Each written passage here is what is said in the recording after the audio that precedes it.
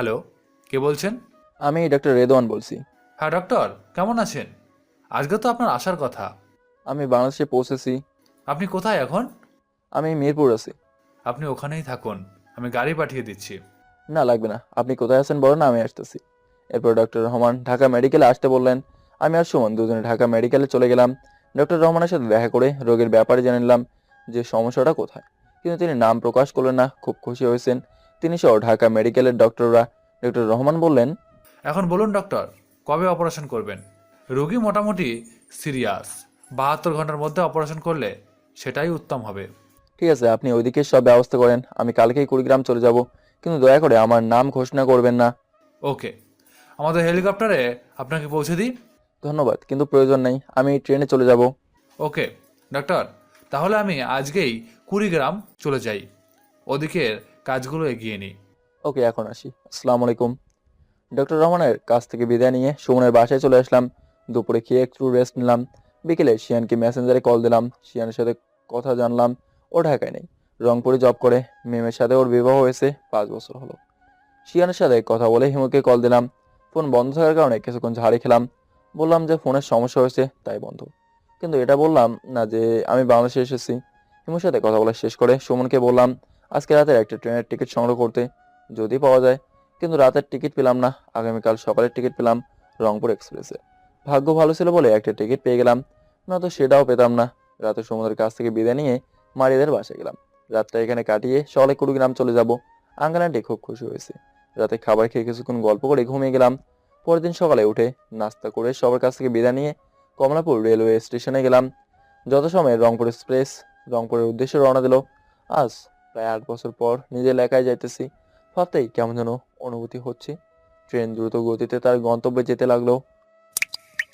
এদিকে ডক্টর রহমান সকালেই কুড়িগ্রাম হাসপাতালে চলে আসলেন। এই হাসপাতালের সিনিয়র ডাক্তার হিসেবে চাকরি নিয়েছেন হিমু। লন্ডন থেকে পাশ করা ডাক্তার হিমু, তাই সবার অনুরোধে নিজের এলাকায় হাসপাতালেই চাকরি নিয়েছেন। ডাক্তার রহমান হাসপাতালে এসে সব ডাক্তারকে ডাকলেন। সবাই আসার পর তিনি বললেন, আমরা লন্ডনের যে ডাক্তারকে নিয়ে খানের স্ত্রীর অপারেশন করতে চেয়েছি তিনি বাংলাদেশে এসেছেন, আর কাল সকালেই তিনি আমাদের এখানে আসবেন। আপনারা সবাই সচেতন থাকবেন, তার যেন কোনো সমস্যা না হয়। আচ্ছা ঠিক আছে, তো আপনি তো পার্সোনাল ভাবে ওনাকে নিয়ে আসতে পারতেন। আমি বলেছি ওনাকে, কিন্তু উনি আসতে রাজি হননি, একাই আসবেন। ওহ, তবে মানতেই হয়, এত বড় ডাক্তার হয়েও মনে হয় তার মধ্যে কোনো বিলাসিতা নেই। হ্যাঁ, এটা কারেক্ট। ডক্টর হিমু, আপনাকে এক কাজ করতে হবে। জি, বলেন। আপনাকে এই অপারেশনে থাকতে হবে। যে ডাক্তার আসতেছেন উনি আর আপনি এই অপারেশন করবেন, যেহেতু আপনিও লন্ডন থেকে পাশ করেছেন এবং ওখানেও জব করেছেন। ঠিক আছে, তবে ডাক্তার সাহেব আগে এখানে আসুক। তিনি যা বলবেন আমাদের কিন্তু তাই করতে হবে। ওনার কথার উপরে কিন্তু আমরা কথা বলতে পারি না। হ্যাঁ, এটা আপনি ঠিক বলেছেন। তাহলে এই কথাই রইল। মিটিং শেষ করে ডাক্তার রহমান নিজের রুমে গেলেন। তিনি রেদনের বাবাকে ডেকে পাঠালেন। রেদনের বাবা রুমে আসার পর, মিস্টার খান, আমরা যে ডাক্তারের কথা বলছি তিনি লন্ডন থেকে এসেছেন, আমাদের এখানে কালকেই চলে আসবেন। আপনারা টাকার ব্যবস্থা করুন, 2 দিনের মধ্যে অপারেশন করতে হবে। ওকে ডাক্তার, আমি ব্যবস্থা করতেছি। এদিকে সন্ধ্যা 7টার দিকে ট্রেন রংপুর কাউনি স্টেশনে পৌঁছে গেল। আমি ট্রেন থেকে নেমে বাসে করে কুড়িগ্রামে আসলাম। কুড়িগ্রামের মাটিতে পা রাখতেই এক অজানা অনুভূতি মনের ভেতর কাজ করতে লাগলো। আজ কত বছর পর নিজের জন্মস্থানে আসলাম। নিজের পরিবারের কথা খুব মনে পড়তে লাগলো। ইচ্ছে করতেছে বাসায় ছুটে আম্মুর কাছে চলে যাই, কিন্তু পরক্ষণেই পুরনো কথা মনে হতেই চোখের পানি আসলো। সেই কথাগুলো মাথাগুলো ঝেড়ে ফেলে দিলাম। সামনে এগোতে লাগলাম। এখানে এসে একটা সমস্যায় পড়লাম। হিমুদের গ্রামের বাসা কোথায় সেটা তো জানি না। তখন মনে পড়লো শিয়ানের কথা। শিয়ানকে মেসেঞ্জারে ফোন দিয়ে জেনে নিলাম হিমুদের বাসা কোথায়। শিয়ান যে ঠিকানা দিল সেটা আমাদের বাসার কিছুটা দূরে। আমি একটা রিক্সাওয়ালাকে হিমুদের বাসার ঠিকানা বললাম। হিমুর বাবার কথা বলতেই চিনে ফেললো। রিক্সায় করে হিমুদের বাসায় এসে নামলাম। দোতলা বাড়ি, খুব সুন্দর মডেল করে বানিয়েছে। আমার খুশিও লাগছে, আবার ভয়ও লাগতেছে, কারণ আমি যে বাংলাদেশ আসছি সেটা ওকে বলিনি। জানি না বউ আমাকে এতদিন পর দেখে আদর করবে নাকি বাস দেবে। দরজার সামনে দাঁড়িয়ে কলিং বেল টিপ দিলাম। একটু পর দরজা খুলে গেল। তাকে দেখি আমার মামানি দাঁড়িয়ে আছে। আমাকে দেখা মাত্র বাবা বলে করে চলে এলো। চুমু দিতে লাগলো। আমিও মেয়েকে আদর দিলাম। আমার আম্মুটা কেমন আছে? এখন খুব ভালো আছি বাবা। এখানে এসো, তোমাকে খুব মিস করছিলাম। তুমি কবে আসবে সেই অপেক্ষায় ছিলাম। তাই মামুনি, এই দেখো তোমার বাবা এসে গেছে। তোমার আম্মু কোথায়? আম্মু ওপরে নানু ভাইয়ের সাথে গল্প করতেছে। বেল বাজলো তো, আমাকে বললো দেখতে এসেছে। হায়াতের সাথে কথা বলতেছি তখন হিমু হায়াতকে ডাকতে ডাকতে নিচে চলে আসলো। আমি হায়াতকে দরজা বন্ধ করতে বললাম, রুমের ভেতরে একটু আড়ালে দাঁড়ালাম। হিমু এসে হায়াতকে বলতেছে। কে এসেছে মামুনি? আমি ইশারায় হায়াতকে চুপ থাকতে বললাম। হিমু বারবার হায়াতকে জিজ্ঞেস করছে, কিন্তু হায়াত শুধু মুচকে মুচকে হাসতেছে। তাই দেখে হিমু বলল। কি হয়েছে? এভাবে হাসতেছো কেন? কোনো কথা না বলে? তখনই আমি আড়াল থেকে বের হয়ে হিমুর পেছনে গিয়ে জড়িয়ে ধরলাম। হিমু হঠাৎ এই ঘটনায় চমকে ওঠে, আমাকে সরিয়ে দিয়ে পেছন ঘুরে দেখেই তো হা হয়ে গেছে, একদম টাচকি খেয়ে গেছে। আমি হিমুর দিকে তাকিয়ে মুচকে মুচকে হাসতেছি। হিমুর চোখে পানি টলমল করতেছে। আমি আবার বউটাকে কাছে টেনে নিলাম। হিমু আমাকে জড়িয়ে ধরে কেঁদে ফেললো। কিছুক্ষণ পর হিমুকে শাড়ি নিয়ে কপালে কিস দিলাম। হিমু শুধু আমাকে দেখতেছে। কেমন সারপ্রাইজ দিলাম একদম আমার দুষ্টু পর। তুমি দেশে আসলা, অথচ আমাকে জানতেই দিলা না। যদি জানিয়ে আসতাম তাহলে কি এই আনন্দ মজাটা থাকতো বলো? হুম। এত শুকিয়ে গেছো কেন তোমাকে ছাড়া কেমনে ভালো থাকি বলো? প্রতিটা মিস করেছি। আমারও অনেক কষ্ট হয়েছে গো, তাই তো একেবারে দেশে এসেছি, আর যাব না। সত্যি বলছো? সত্যি। সামনে তাকে দেখি হায়াত ওর নানুকে ডেকে নিয়ে আসলো। আমি গিয়ে সালাম করলাম, কেমন আছেন আম্মু? এতদিন পর এই মায়ের কথা মনে পড়লো? খুব ভালো আছি। তুমি আসবে, কাউকে কিছু জানাবা না বাবা? সারপ্রাইজ আম্মু। এখন যাও, ফ্রেশ হয়ে নাও, পরে কথা বলা যাবে। হুম, আসো। উপরে রুমে গিয়ে ফ্রেশ হলাম। নিচে এসে রাতের খাবার খেয়ে সবাই কিছুক্ষণ গল্প করলাম। তখনই আমি হিমুকে বললাম, এখন তুমি বলো যে কোন হাসপাতালে জব নিয়েছো? কুড়িগ্রামেই। তোমাদের এখানে কি একজন সিরিয়াস মহিলা রোগীর অপারেশন হওয়ার কথা? হ্যাঁ, কিন্তু তুমি এত কিছু কেমনে জানো? ডক্টর রহমান বিদেশ থেকে যে ডাক্তার নিয়ে এসেছে সেই ডাক্তার তোমার বর নিজেই। হোয়াট? সত্যি বলতেছো? হ্যাঁ, তাই তো দেশে চলে আসলাম, আর তখনই প্ল্যান করি তোমাকে সারপ্রাইজ দেবো। খুব ভালো করেছো। আড্ডা দেওয়া শেষ করে আমি আর হিমু রুমে গিয়ে শুয়ে পড়লাম। হায়াত ওর নানুর সাথে ঘুমিয়ে আছে। আমি আর হিমু দুজনে শুয়ে পড়লাম। হিমু এসে আমার বুকে শুয়ে পড়লো। তখন হিমু বলল। শোনো না, একটা কথা বলবো গো। হ্যাঁ বলো। আমার না আরেকটা বেবি চাই। তাই? তাহলে তো কাজ শুরু করতে হয়। হুম, অনেক দিন থেকে তোমার আদর পাই না। তাহলে চলো শুরু করি। দুজনে হারিয়ে গেলাম ভালোবাসার গভীর সাগরে। রোমান্স শেষ করে ঘুমিয়ে গেলাম। সকালে ঘুম থেকে উঠে ফ্রেশ হয়ে নাস্তা করলাম। নাস্তা শেষ করে ডক্টর রহমানকে ফোন করে জানিয়ে দিলাম আমি হাসপাতালে আসতেছি। কিছুক্ষণের মধ্যেই হিমু সব রেডি করে হাসপাতালের উদ্দেশ্যে রওনা হলাম। সাথে আমার মামনিটাও আছে। হিমু তখন বলল। হসপিটালে কোনো ডাক্তারই জানে না আমার স্বামী এত বড় ডাক্তার। আর তারা যেই ডাক্তারকে ডেকেছে সেই ডাক্তারই হচ্ছে আমার প্রাণের স্বামী। আর যখন জানবে সবাই অবাক হয়ে যাবে। সেটা তো অবশ্যই হবেই। দেখা যাক কি হয়। দুজনে হাসপাতালের ভিতরে গিয়ে গাড়ি থেকে নামলাম। সামনে দেখি ডক্টর রহমান সহ আরো অনেক ডক্টর ফুলের তোড়া নিয়ে দাঁড়িয়ে আছে। আমি মুখে মাস্ক পরে নিয়েছি। ডক্টর রহমান আমাকে দেখেই চেনেছেন, কিন্তু আমার সাথে যখন হিমু আর হায়াতকে দেখলো তখন মনে হলো একটু অবাকই হয়েছেন। ডক্টর রহমান এসে আমার সাথে কুশল বিনিময় করলেন। তারপর সব ডাক্তারদের সাথে পরিচয় করে দিলেন। সবাই ফুল দিয়ে শুভেচ্ছা জানালো। এরপর আমরা ভেতরে গেলাম। ভিতরে গিয়ে ডক্টর রহমানের রুমে সবাই বসলাম। হিমু আমার পাশে রয়েছে। তখন ডক্টর রহমান বললেন। ডক্টর রেদওয়ান, একটা কথা জিজ্ঞাসা করতে পারি যদি অনুমতি দেন তো? হ্যাঁ শিওর, বলেন। আপনি কি ডাক্তার হিমুকে আগে থেকেই চেনেন? না মানে আপনাদের দুজনকে একসাথে দেখে প্রশ্নটা মাথায় আসলো। হ্যাঁ ডক্টর, হিমু আমার স্ত্রী, আমার ভালোবাসা, আর আমি ওর স্বামী। কি বলছেন ডক্টর হিমু? আপনি তো কখনো বলেননি আপনার স্বামী এত বড় একজন ডাক্তার। আমি চেয়েছিলাম ও দেশে আসলে পরিচয় করিয়ে দেব, সাথে সারপ্রাইজও দিব। গল্প করার অনেক সময় পাওয়া যাবে। এখন আমাকে রোগীকে দেখান, আমি তার অবস্থা দেখতে চাই। হ্যাঁ চলুন, আপনারা নিজেদের কাজ করুন। আমি হিমু আর দুজন জুনিয়র ডাক্তার সহ 3 তলায় যেতে লাগলাম রোগীর কেবিনে। এতক্ষণে হয়তো সবাই জেনে গেছে যে বিদেশ থেকে ডাক্তার এসে গেছে। 3 তলায় রোগী 305 নম্বর কেবিনে রয়েছে। 305 নম্বর কেবিনের সামনে যাওয়ার পর আমি সামনে আর এক পায়ে অগ্রসর হতে পারছি না। সামনে তাকিয়ে দেখি আমার পরিবারের সবাই কেবিনের সামনে দাঁড়িয়ে আছে। ওদেরকে দেখে আমার চোখে পানি আসছে।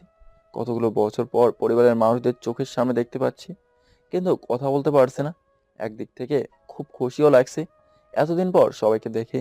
আবার এক অজানা ভয় এসে মনের মধ্যে উকি দিচ্ছে। আমাকে এভাবে দাঁড়িয়ে যেতে দেখে হিমু বলল। কি হলো, হঠাৎ দাঁড়িয়ে পড়লে যে? কোনো সমস্যা? না চলো, এখন কিছু বলা যাবে না। কেবিনের সামনে যেতেই পরিবারের সবাই আমার দিকে তাকালো। হয়তো তাদের মনে হয়েছে আমি সেই ডাক্তার, তাই দেখতেছে। আমি মাথা নিচু করে কেবিনে ঢোকার সময় সবার দিকে আবার তাকালাম। দেখলাম ফারজানা অবাক চোখ হয়ে আমার দিকে তাকিয়ে আছে। আমি ছোট বোনের এই তাকানো দেখে বুঝতে পারছি না যে ফারজানা কি আমাকে চিনতে পারছে নাকি। কোনো কিছু না ভেবে কেবিনে প্রবেশ করলাম। দেখে রোগীর পাশে একজন নার্স ইঞ্জেকশন দিতেছে। রোগীর পুরো শরীরে একটা কাপড় অর্থাৎ মানে কাঁথা দিয়ে ঢেকে দেওয়া, শুধু চোখ আর মাথা দেখা যাচ্ছে। আমি ডক্টর রহমানকে জিজ্ঞেস করলাম, আচ্ছা বাইরে যারা দাঁড়িয়ে আছে ওনারা এখানে কেন? আসলে ওখানে যে বয়োজ্যেষ্ঠ মানুষটি আছে তিনি খান গ্রুপের মালিক। ওনার স্ত্রী অনেক অসুস্থ, যার অপারেশনের জন্যই আপনি আমার ডাকে সাড়া দিয়েছেন। হোয়াট, কি বলছেন আপনি? আমার আম্মু? ডক্টর রহমানের কথা শুনে তো আমার পায়ের তলার মাটি সরে গেল। পুরো পৃথিবীটা অন্ধকার দেখতে পাচ্ছি আমি। আমি যেন একদম পাথরের মূর্তির মতো হয়ে গেছি। চোখ দিয়ে টপ টপ করে পানি পড়তেছে। যে অজানা ভয়টা আমার মনের মধ্যে উকি মারছিল, সেটা কি তাহলে এই জন্যই? আমার সিন ক্রিয়েট আর আমার দিকে তাকিয়ে হিমু কিংবা ডক্টর রহমান বুঝতে পারলো না আমি কেন এত সিন ক্রিয়েট করলাম। আম্মু বলে ডাকলাম। যখন হিমু তাকে দেখলো আমার চোখ দিয়ে পানি পড়তেছে, তখন এই, তুমি ঠিক আছো তো? কি হলো তোমার? চোখে পানি কেন? আমি হিমুর কোনো কথার উত্তর দিতে পারছি না। হিমু প্রশ্ন করেই চলেছে। হায়াত কেবিনের ভেতরে থাকলে হয়তো এখন বাবা বলে চিৎকার করতো, কিন্তু ওকে একটা নার্সের সাথে বাইরে বসিয়ে দিয়েছি। আমি আস্তে আস্তে বেডের কাছে যেতে থাকলাম। আমার এরকম অবস্থা দেখে হিমু, ডক্টর রহমান এবং সাথে জুনিয়র ডাক্তাররাও একে অপরের মুখের দিকে তাকাচ্ছে, কিন্তু কেউ কিছু বুঝতে পারছে না আমি কেন এরকম করছি। ধীরে ধীরে যখন আমি বেডের নিকট এসে আম্মুর মুখ থেকে কাপড়টা সরিয়ে দিলাম, আম্মুর মুখখানে এভাবে দেখার পর আমার ভেতরটা একদম ভেঙে যেতেছে। আম্মুর দুই গালে হাত রেখে কান্না করতে লাগলাম। আমার আম্মুর এই অবস্থা হয়েছে আমি ভাবতেই পারিনি। আজ কতদিন পর আম্মুকে দেখলাম, সেটাও এই অবস্থায়। আমার কান্না দেখে হিমু এসে আমাকে ধরলো। কি হয়েছে? তুমি এভাবে কান্না করছো কেন? আমি এবার হিমুকে জোরে ধরে কান্না করতে লাগলাম। তখন ডক্টর রহমান এগিয়ে আসলেন। ডক্টর, কি হয়েছে? আপনি আমার কাছ থেকে রোগীর বিবরণ শোনার পর থেকেই এমন করছেন কেন? প্লিজ আপনি শান্ত হন। আমি কিছুক্ষণ পর নিজেকে একটু শক্ত করলাম। আম্মুর দিকে কিছুক্ষণ তাকিয়ে বললাম, হিমু, তোমাকে আমার পরিবারের কথা বলেছিলাম না? আমার মা বোনের কথা বলেছিলাম, মনে আছে তোমার? প্লিজ শান্ত হও তুমি। তারপর বলো, ইনি কে? বাইরে যারা দাঁড়িয়েছে তারা সবাই আমার পরিবারের লোকজন। কি বলছো তুমি? তাহলে ইনি আম্মু? হ্যাঁ, ইনি আমার আম্মু, যে আম্মু আমাকে সব থেকে বেশি ভালোবাসতেন। বলে আবারও কান্না করতে লাগলাম। তখন হিমু আমাকে সান্ত্বনা দিল। হিমুর চোখেও পানি। ডক্টর রহমানও আমাকে সান্ত্বনা দিলেন। তিনি কিছু বুঝতে না পেরে ঘটনা জানতে চাইলেন। আমি তাকে পরে অন্যদিন সব বলতে চাইলাম। আর ডক্টর রহমানকে বলে দিলাম আমার পরিবারের লোকেরা যেন আমার বিষয়ে জানতে না পারে। তখন হিমু বলল, দেখো, আম্মুর এই অবস্থায় তুমি ভেঙে পড়লে চলবে না। আমাদের আম্মুকে সুস্থ করার চেষ্টা করতে হবে। এই অপারেশন তোমাকেই করতে হবে। তুমি যদি ভেঙে পড়ো তাহলে কি করে হবে বলো? নিজেকে শক্ত করো। ঠিক আছে। অপারেশনের পর আল্লাহর রহমতে আম্মু যদি সুস্থ হয়ে তোমাকে দেখতে পায়, তাহলে তিনি দ্রুত সুস্থ হবেন। আর আম্মুর আজ এই পরিস্থিতি তোমার পরিবারের লোকদের কারণে। তোমার শোকেই আম্মু ব্রেনে আঘাত পেয়েছে। হ্যাঁ, এটা ঠিক বলেছো ডক্টর রহমান। আমার মায়ের চিকিৎসার সমস্ত খরচ আমি দিব। আপনি ওদের থেকে 1 টাকাও নেবেন না। আর হ্যাঁ, আজ থেকে যতদিন না আমার আম্মু এখানে থাকবে, সব সময় যেন তাকে দেখে রাখা হয়। সে চিন্তা আপনাকে করতে হবে না। তুমি চিন্তা করো না, আমি নিজেই সব সময় আম্মুর কাছে থাকবো। ওকে, তাহলে কাল সকালে অপারেশন করব, ব্যবস্থা করুন। একজন নার্সকে ভেতরে রেখে কেবিন থেকে বের হলাম। কেবিন থেকে বের হয়ে হায়াতকে করে নিয়ে হিমোর রুমে গেলাম। হিমোর রুমে যাওয়ার সময় আমি ফারজানার দিকে লক্ষ্য করলাম। সে অপলক নয়নে তাকিয়ে আছে আমার দিকে। হয়তো সে তার ভাইকে চেনার চেষ্টা করছে। এটাই হয়তো ভাই বোনের গভীর ভালোবাসা। হিমোর রুমে গিয়ে আমি বসে পড়লাম। হিমো এসে আমার পাশে বসলো, আমাকে সান্ত্বনা দিচ্ছে। হায়াত আমার কোলে বসে আছে। এদিকে রেদন হাসপাতালে কেবিন নাম্বার 305-এ যাওয়ার পর থেকেই ফারজানা তার দিকে লক্ষ্য করেছে। ফারজানা এই ডাক্তারকে কেন জানি খুব চেনা চেনা লাগছে। ডাক্তারের চোখগুলোর ভাইয়ের চোখের মতো। ডাক্তারও কেমন যেন অবাক চোখে ফারজানার দিকে তাকিয়েছিল, কিন্তু মুখ ঢাকা থাকায় ফারজানা চিনতে পারছে না। ডাক্তারের আমর কেবিন থেকে বের হয়ে তখনও ফারজানার দিকে তাকিয়ে চলে গেল। ডাক্তারের চোখে পানি চিকচিক করছিল। যাওয়ার সময় তো ভালোই ছিল, তাহলে ভিতরে কি এমন হলো? অনেক প্রশ্ন ফারজানার মনে দানা বাঁধতেছে। ফারজানার মন বলছে এই ডাক্তার মনে হয় ওর ভাইয়া, কিন্তু ডাক্তারের নাম কি সেটা তো আমরা কেউ শুনলাম না। আমাদের জানতেই হবে। ফারজানোর আম্মুর কাছে গেল। সেখানে গিয়ে দেখে একজন নার্স বসে আছে। ফারজানা গিয়ে ওর আম্মুর পাশে বসলো, তারপর নার্সকে বলল, আচ্ছা আপু, একটা কথা জিজ্ঞেস করব? হ্যাঁ বলো। যেই ডাক্তার বিদেশ থেকে এসেছে তার নাম কি? আমি তো সেটা জানি না, সিনিয়র কয়েকজন ডাক্তার ছাড়া আর কেউ জানে না। ওহ, আচ্ছা, আপনি যে ছোট বাচ্চাটাকে নিয়ে বাইরে বসেন, সে কে? মেয়েটি ওই ডাক্তারের মেয়ে, আর মহিলা ডাক্তার ওনার স্ত্রী। সেটা কেউ জানতো না যে ওনারা দুজন স্বামী স্ত্রী এত বড় ডাক্তার। ওহ, ফারজানার নার্স কথা বলার সময় হিমু এসে কেবিনে ঢুকলেন। হিমু আসার সাথে সাথে নার্স উঠে দাঁড়ালো। হিমু তার শাশুড়িকে চেক আপ করলো। ঘুমের ইঞ্জেকশন দেওয়া হয়েছে তাকে। হিমু নার্সকে বারবার বলেছে যেন রোগের কোনো সমস্যা হয় না, আর হিমু নিজেই সবসময় আসবে এখানে। হিমু ফারজানাকে বলল, তোমার নাম কি? তুমি এনার কি হও? আমার নাম ফারজানা।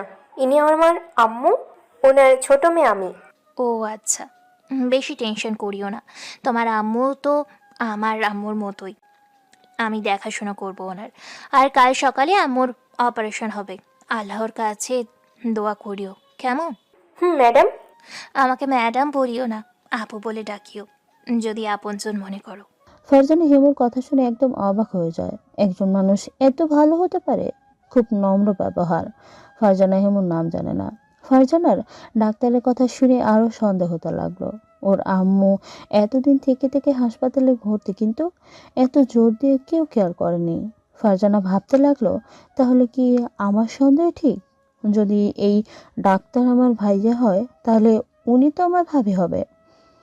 আগের পরিচয়টা বের করার চেষ্টা করি, তারপর দেখা যাবে। হেমু আরো কিছু কথা বলে কেবিন থেকে বের হয়ে গেল। ফারজানা হেমুকে অনুসরণ করে হেমুর রুমের কাছে গিয়ে দাঁড়ালো। ফারজানার পরিবারের লোকজন তখন খাইতে গেছে। এদিকে আমি আম্মুর রিপোর্টগুলো নিয়ে দেখতেছি, তখন হিমু রুমে আসলো। কেমন দেখলো আম্মুকে এখন? ঘুমের ইঞ্জেকশন দিয়ে রাখা হয়েছে। কালকে কি অপারেশন করা যাবে? হ্যাঁ, যাবে, সমস্যা হবে না। তোমার বোনটা কিন্তু খুব মিষ্টি, কথা বললাম ওর সাথে। কি বলছো? ও তো সন্দেহ করবে আমাদের তাহলে। এমনিতে বারবার আমাদেরকে তাকিয়েছিল। সমস্যা কি? জানলে জানবে। পরিবারে তো এই দুজন তোমাকে বেশি ভালোবাসতো। তোমাকে সবাই ছুঁড়ে ফেলে দিলেও এরা কিন্তু তোমাকে বিন্দু পরিমাণ ভুল বোঝেনি। আমি জানি হেমু, আমার তো মনটা চায় এত বছর পর বোনটাকে কাছে টেনে নিয়ে আদর করতে। আমি তোমার কষ্ট বুঝি জান, কিন্তু তোমার বোনটা অনেক ভালো। ভাগ্য করে এমন বোন পাওয়া যায়। ও যদি তোমাকে চিনতে পারে তাহলে পরিচয় দিও। এখন কি বাসায় যাবা? তুমি মামনিকে নিয়ে চলে যাও, আমি দুপুরে আসবো। ওকে। হিমুর সাথে কথা বলা শেষ করে হায়াতকে নিয়ে আমি বাইরে যাওয়ার সময় লক্ষ্য করলাম দরজার সামনে থেকে কে যেন সরে গেল। আমার তো সন্দেহ হতে লাগলো ফারজানা নয়তো। দূর যা হবার হবে। হায়াতকে নিয়ে বাসায় চলে আসলাম। বাসায় এসে ফ্রেশ হয়ে বাবা মেয়ে মিলে খেয়ে নিলাম। আম্মু এসে জিজ্ঞেস করলো কেমন দেখলাম রোগীকে। আমাকে সব খুলে বললাম। সব খুলে বলতে গিয়ে আমার চোখে আবার পানি চলে এসেছে। আম্মুর চোখেও পানি। আম্মু বললেন, আল্লাহ তোমাকে এক কঠিন পরীক্ষার সামনে দাঁড় করাতে চলেছে। তোমাকে দিয়ে নিজের মায়ের অপারেশন করাবে। এই পরীক্ষা আল্লাহ যেন তোমার সহায়তাই করে। আম্মু, আমি কখনো ভাবতে পারিনি যে একদিন আমার জন্মদাতা মায়ের অপারেশন আমাকেই করতে হবে। কিছুক্ষণ কথা বলে রুমে গেলাম। হ্যাঁ, রুমে একা। আমি আঙ্কেল আন্টির সাথে কথা বলে বিছানায় শুয়ে পড়লাম। এদিকে ফারজানা হিমুর রুমের বাইরে দাঁড়িয়ে সব শুনে নীরবে কান্না করতেছে। ফারজানার সন্দেহ সঠিক হয়ে গেল। বিদেশ থেকে যে ডাক্তার এসেছে সেই ডাক্তারই ফারজানার আদরের ভাইয়া, আর মেয়েটি তার ভাবি। ফারজানা যখন বুঝলো তার ভাইয়া বের হয়ে আসতেছে, তখন সে আড়ালে চলে গেল। এই বিষয়টা হিমু লক্ষ্য করেছে। যে আড়াল থেকে কেউ শুনেছে ওদের কথা। তখন হিমুর মনে হয়েছিল ফারজানা হবে। ফারজানা আড়ালে দাঁড়িয়ে কান্না করতেছে আর ভাবতেছে ওর ভাইয়াকে চিনতে পেরেও কাছে যেতে পারলো না, ভাইয়ের মুখটা দেখতে পারলো না। কিন্তু তখনই ফারজানার মনে হলো, ভাইয়াকে তো আমি পরে দেখে নিব, এখন বাবির কাছে যাই। এত বছর পর আমি আমার ভাইয়াকে দেখলাম, বাবির পরিচয়ও পেলাম। ফারজানা তখন দ্রুত হিমুর রুমের সামনে গিয়ে দরজা নক দিল। কে? ভিতরে আসুন। তখনই ফারজানা ভেতরে প্রবেশ করলো। হিমু ফারজানাকে দেখে একটা মুচকি হাসি দিয়ে সামনে এগিয়ে আসলো। কি ব্যাপার, তুমি এখন? কিছু হয়েছে কি? ফারজানা হিমুর দিকেই তাকিয়ে আছে, কোনো কথা বলছে না। এক নয়নে তাকিয়ে দেখছে হিমুকে। চোখে পানি টলমল করতেছে, যে কোনো সময় বর্ষণ হতে পারে। কি হলো ফারজানা, কথা বলছো না কেন? কি দেখছো এভাবে? ভাবি। বলি হিমুকে গিয়ে জড়িয়ে ধরে কান্না করতে লাগলো। হিমু বুঝে গেল ফারজানাই দরজার কাছে থেকে সব শুনে নিয়েছে। ফারজানা হিমুকে জড়িয়ে ধরে কান্না করেই যাইতেছে। হিমু ফারজানার মাথায় হাত বুলিয়ে বলতেছে, হেই পাগল বোন আমার, চুপ করো, শান্ত হয়ে বসো, তারপর কথা বলো। কিছুক্ষণ পর ফারজানার কান্না থামলো। হিমু ফারজানাকে নিয়ে চেয়ারে বসে পড়ল। কি হয়েছে আমার ছোট্ট বোনটা, কান্না করছে কেন? তুমি চিনতে পেরেছো আমায়? হ্যাঁ, আগে চিনিনি, কিন্তু আজকে চিনেছি, আমার ননদিনীকে। কিন্তু তুমি চিনলে কি করে আমাকে আর তোমার ভাইকে? আমি ভাইয়াকে প্রথম দেখায় সন্দেহ করেছিলাম। ভাইয়া আমাকে খুব ভালোবাসতো, আমিও ভাইয়াকে খুব ভালোবাসতাম। ভাইয়ার চোখ দেখেই আমার সন্দেহ হয়েছিল। ভাইয়া আমাকে দেখে কিছুক্ষণ তাকিয়েছিল, আর ভাইয়া যখন কেবিন থেকে বের হয় তখন ভাইয়ার চোখে পানি দেখেছিলাম। আমার সন্দেহ বেশি হতে লাগলো, তখন আমি তোমাদের ফলো করি। আর রুমের সামনে এসে সবকিছু শুনে ফেললা? তুমি বুঝতে পেরেছিলে? হ্যাঁ, আমি বুঝতে পেরেছিলাম। ভাইয়াকে আমাকে চিনতে পেরেছিল? হ্যাঁ, তোমার ভাই সবাইকে চিনতে পারছিল। আম্মুর এই অবস্থা দেখে তো অনেকক্ষণ কান্না করেছিল। তাহলে ভাইয়া আমার সাথে কথা বললো না কেন? আমার ভাইয়াটা এত নিষ্ঠুর হয়ে গেছে, এত বছর পর আমাকে দেখেও কথা বললো না, পরিচয় দিল না। তুমি তোমার ভাইকে ভুল বুঝো না। তোমার ভাই প্রতি রাতেই কান্না করতো তোমার আর আম্মুর জন্য। সে সব সময় তোমাদের কথা বলতো। এখানে তোমার পরিবারের বাকিদের দেখতে হয়তো কথা পরিচয় দেয়নি। ভাবি, বুঝেছি। আচ্ছা, আমরা তো ভাইয়াকে অনেক খুঁজেছি, পাইনি। খুঁজে না পেয়ে সবাই ভাইয়াকে মৃত ভেবেছিল, শুধু মা ব্যতীত। তাহলে ভাইয়া কোথায় ছিল? আর ভাইয়া আজ তার স্বপ্ন পূরণ করলো কিভাবে? ফারজানার প্রশ্ন শুনে হিমু সবকিছু ফারজানাকে খুলে বলল। আমার ভাইয়া এতটা কষ্ট করেছে, ভাইয়ার এই অবস্থার জন্য আমার পরিবারই দায়ী। বলেই ফারজানা আবার কান্না করতে লাগলো। হিমু ফারজানাকে শান্ত করলো। দেখো ফারজানা, যা হয়েছে সেগুলো বাদ দাও। ভাবি, এত কষ্টের পরও আমার ভাইয়া তার স্বপ্ন, মায়ের স্বপ্ন পূরণ করেছে। আমি সত্যিই খুব লাকি যে আমার ভাইয়া তোমার মতো একটা বউ পেয়েছে। আর যারা ভাইয়াকে আশ্রয় দিয়েছিল তারাও অনেক ভালো মানুষ। ভাবি, আমি ভাইয়ের সাথে কথা বলতে চাই, ভাইয়ের সাথে দেখা করতে চাই, আর পারছি না। আচ্ছা, আমি একটু পর বাসায় যাব, তোমাকে নিয়ে যাব, কেমন? যাও, আমি আসতেছি। ফারজানার বাবা রাসেল খাবার খেতে এসে দেখে যে ফারজানা নেই। অনেকটা সময় পর ফারজানা কেবিনের সামনে গেল। ফারজানার খুব খুশি, সে তার ভাইয়াকে পেয়েছে, সাথে তার ভাবিকে পেয়েছে। ফারজানাকে তার বাবা জিজ্ঞেস করলো। কোথায় গিয়েছিলে তুমি? এতক্ষণ থেকে নেই। ডাক্তার, ম্যামের সাথে কথা বললাম। ও, তখন হিমু এসে ফারজানাকে ডাক দিল।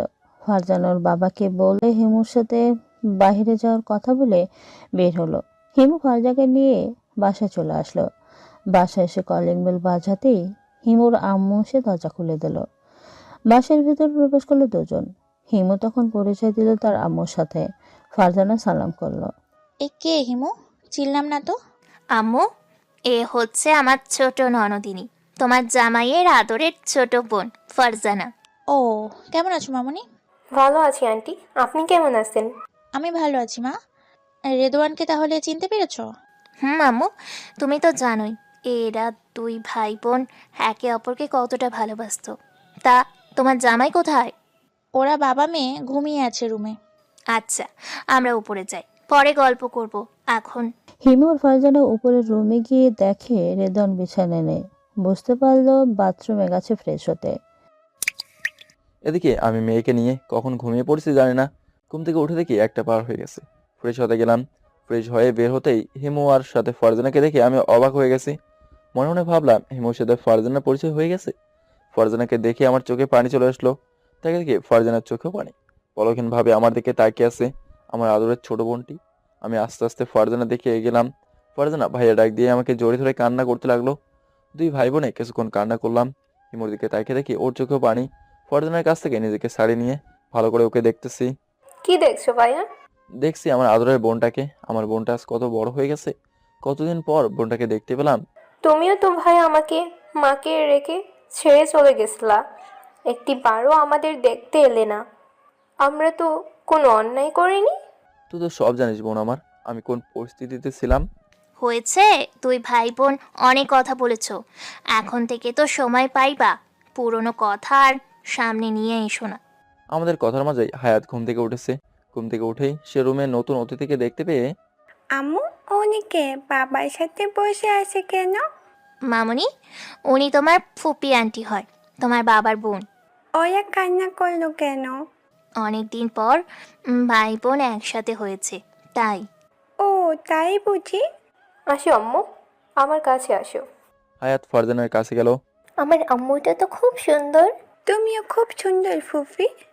আমার ছেলে হলে তোমার সাথে বিয়ে দিব। তোর বিয়ে হয়েছে কোথায়? রাজশাহীতে ভাইয়া। আমার তো বিয়েতে মত ছিলই না। আমি সুমনের কাছ থেকে সব শুনেছিলাম। সব কথা বাদ দাও, এখন খাবে, এখন চলো। আচ্ছা চলো। সবাই মিলে দুপুরের খাবার খেয়ে গল্প করতে লাগলাম। আজ খুব খুশি লাগছে, বোনকে কাছে পেয়ে। আম্মু সুস্থ হলে আরো অনেক ভালো লাগবে। ফারজানার কাছ থেকে জানতে পারলাম পরিবারের সবাই অনুতপ্ত হয়েছে, সবাই অনেক কষ্ট পেয়েছে। তারপর আমি তাদের একটু শিক্ষা দেব। তারপর যদি পরিবারে ফিরে যেতে হয় যাব। বিকেলে আমি, হিমু, ফারজানা আর হায়াত সহ হাসপাতালে গেলাম। আমার মুখে মাস্ক ছিল। ফারজানা চলে গেল পরিবারের সবার কাছে, সাথে হায়াতকে নিয়ে গেল।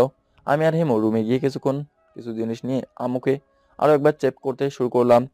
চেক আপ শেষ করে দেখলাম সবকিছু ঠিক আছে। কাল সকালে অপারেশন করব। ডক্টর রহমানকে জানিয়ে দিলাম অপারেশন কালকে হবে। উনি যেন বাসার লোকদের বলে দেয়। চেক আপ শেষ করে রুমে এসে বললাম, এদিকে ফারজানার সাথে আয়াতকে দেখে ফারজানার বাবা জিজ্ঞেস করলো, এটা কে ফারজানা? আর তুই এতক্ষণ কই ছিলি? আপুর মেয়ে, আমি আপুর বাসায় গিয়েছিলাম। খুব মিষ্টি মেয়ে তো। ওদের কথার মাঝেই ডক্টর রহমান সেখানে আসলেন। মিস্টার খান, আপনার স্ত্রীর অপারেশন কাল সকাল 7টায় হবে। আচ্ছা ঠিক আছে, টাকা কখন জমা করতে হবে? 1 টাকাও লাগবে না, টাকা পেমেন্ট হয়ে গেছে। টাকা পেমেন্ট হয়ে গেছে মানে? হ্যাঁ, ফ্রি অপারেশন হবে। যে ডাক্তার আপনার স্ত্রীর অপারেশন করবে তিনি ফ্রিতে করবেন এই অপারেশনটা, তাই টাকা লাগবে না। কিন্তু কোনো কিন্তু নয়, চলি। ডক্টর রহমানের কথা শুনে রেদওয়ানের বাবা অবাক হয়ে গেছে, সাথে রাসেলও। শুধু অবাক হয়নি ফারজানা, কারণ সে বুঝতে পারছে সমস্ত খরচ তার ভাইয়া দেবে। এদিকে আমরা রাতের বেলা হাসপাতাল থেকে বাসায় আসলাম। খাবার খেয়ে ঘুমিয়ে পড়লাম, কেননা কাল সকালে হাসপাতাল যেতে হবে। পরের দিন ফজরে নামাজ পড়ে আল্লাহর কাছে দোয়া করলাম যেন আমাকে এই কঠিন পরীক্ষায় পাশ করতে আল্লাহ সহায়তা করেন, আমার আম্মু যেন সুস্থ হয়ে যায়। হিমু নামাজ পড়ে দোয়া করলো। ফজরের নামাজ পড়ে শাশুড়ির কাছ থেকে দোয়া নিয়ে হাসপাতালে চলে গেলাম। হাসপাতালে পৌঁছে রুমে যাইতেই ফারজানা চলে আসলো। ভাইয়া, অপারেশনে কি এখনই হবে? হ্যাঁ, তুমি আর কে থাকবে ভিতরে? আমি আর তোর ভাবি, আমরা দুদিনে অপারেশন করব। ওকে ভাইয়া, বেস্ট অফ লাক। তুমি আল্লাহর কাছে দোয়া করো, এটা খুব জটিল অপারেশন, আল্লাহ যেন সাকসেসফুল করতে সহায়তা করেন। ভাবি, তোমার আর ভাইয়ের উপর পুরো বিশ্বাস আছে, ইনশাল্লাহ তোমরা পারবে। ফারজানার কাছ থেকে বিদায় নিয়ে অপারেশন থিয়েটারে যাওয়ার সময় হিমু পরিবারের সবাইকে বলল, আমরা রোগীকে অপারেশন থিয়েটারে নিয়ে যাইতেছি, আপনারা সবাই আল্লাহর কাছে দোয়া করেন। সবার চোখেই পানি, কেননা ব্রেনের এই অপারেশনটা সিরিয়াস অপারেশন। আম্মুকে নিয়ে অপারেশন থিয়েটারে ঢুকে গেলাম। অপারেশন থিয়েটারে লাইন অন করে অপারেশন শুরু করলাম। আমি, হিমু আর দুজন নার্সকে নিয়ে অপারেশন করতেছি। আমার ব্রেনে প্রচুর রক্তক্ষরণ হয়েছে। দীর্ঘ 3 ঘন্টা পর অপারেশন শেষ করলাম। আল্লাহর অশেষ রহমতে অপারেশন সাকসেস করে অপারেশন থিয়েটারের লাইট অফ করে বেরিয়ে আসলাম। অপারেশন শেষ করে বাইরে বের হয়ে দেখি পরিবারের সবাই দাঁড়িয়ে আছে, কিন্তু ফারজানাকে কোথাও দেখতে পেলাম না। আমার স্ত্রীর কি অবস্থা? আলহামদুলিল্লাহ, অপারেশন সাকসেস হয়েছে। কিছুক্ষণ পর কেবিনে দেওয়া হবে, কিন্তু জ্ঞান ফিরতে সময় লাগবে। কতক্ষণ সময় লাগবে? 24 ঘন্টার মধ্যে। কথা বলা শেষ করে রুমে চলে আসলাম। ড্রেস চেঞ্জ করলাম। মোটামুটি ক্ষুধি পেয়েছে, বাইরে গিয়ে কিছু খাবার নিয়ে আসলাম। খাবার নিয়ে রুমে ঢুকে দেখি হিমু আর ফারজানা বসে কথা বলতেছে। আমি যাওয়ার পর ফারজানা কাছে আসলো। ভাইয়া, কোথায় গেছিলে? এই তো খাবার নিয়ে আসলাম। আমি তোমার আর বাবির জন্য নিজে খাবার রান্না করে নিয়ে আসছি, আর তুমি বাহির থেকে খাবার নিয়ে আসলা? কি বলছিস তুই? তুই খাবার এনেছিস? বাসায় কেউ দেখেনি? না দেখলো তাতে আমার কি, আমি আমার ভাই ভাবির জন্য এনেছি। কথা বাদ দাও তো, আসো খাবে, খিদে লাগছে অনেক। ফারজানা, তুইও খাবি আমাদের সাথে? খাবো তো, কতদিন থেকে তোমার সাথে খাই না, আর আজকে তোমার সাথে বাবিকেও পেলাম। তিনজনেই খেতে বসলাম। আমি ফারজানাকে খাইয়ে দিলাম, হিমুও খাইয়ে দিল। খাওয়ার সময় ফারজানার চোখে পানি দেখতে পেলাম।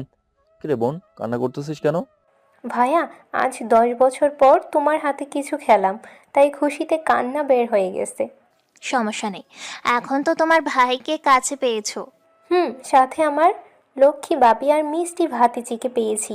খাওয়ার মাঝে আমি দরজার কাছে কারো উপস্থিতি টের পেলাম, কিন্তু তখন আমার সামনে দিয়ে হেঁটে যাওয়া বিষয়টা গুরুত্ব দিলাম না। খাওয়া শেষ করে হিমু ফারজানাকে জিজ্ঞেস করলো, ফারজানা, তুমি তো আম্মুর কথা একবারও জিজ্ঞেস করলে না যে আম্মু কেমন আছে, অপারেশন কেমন হলো?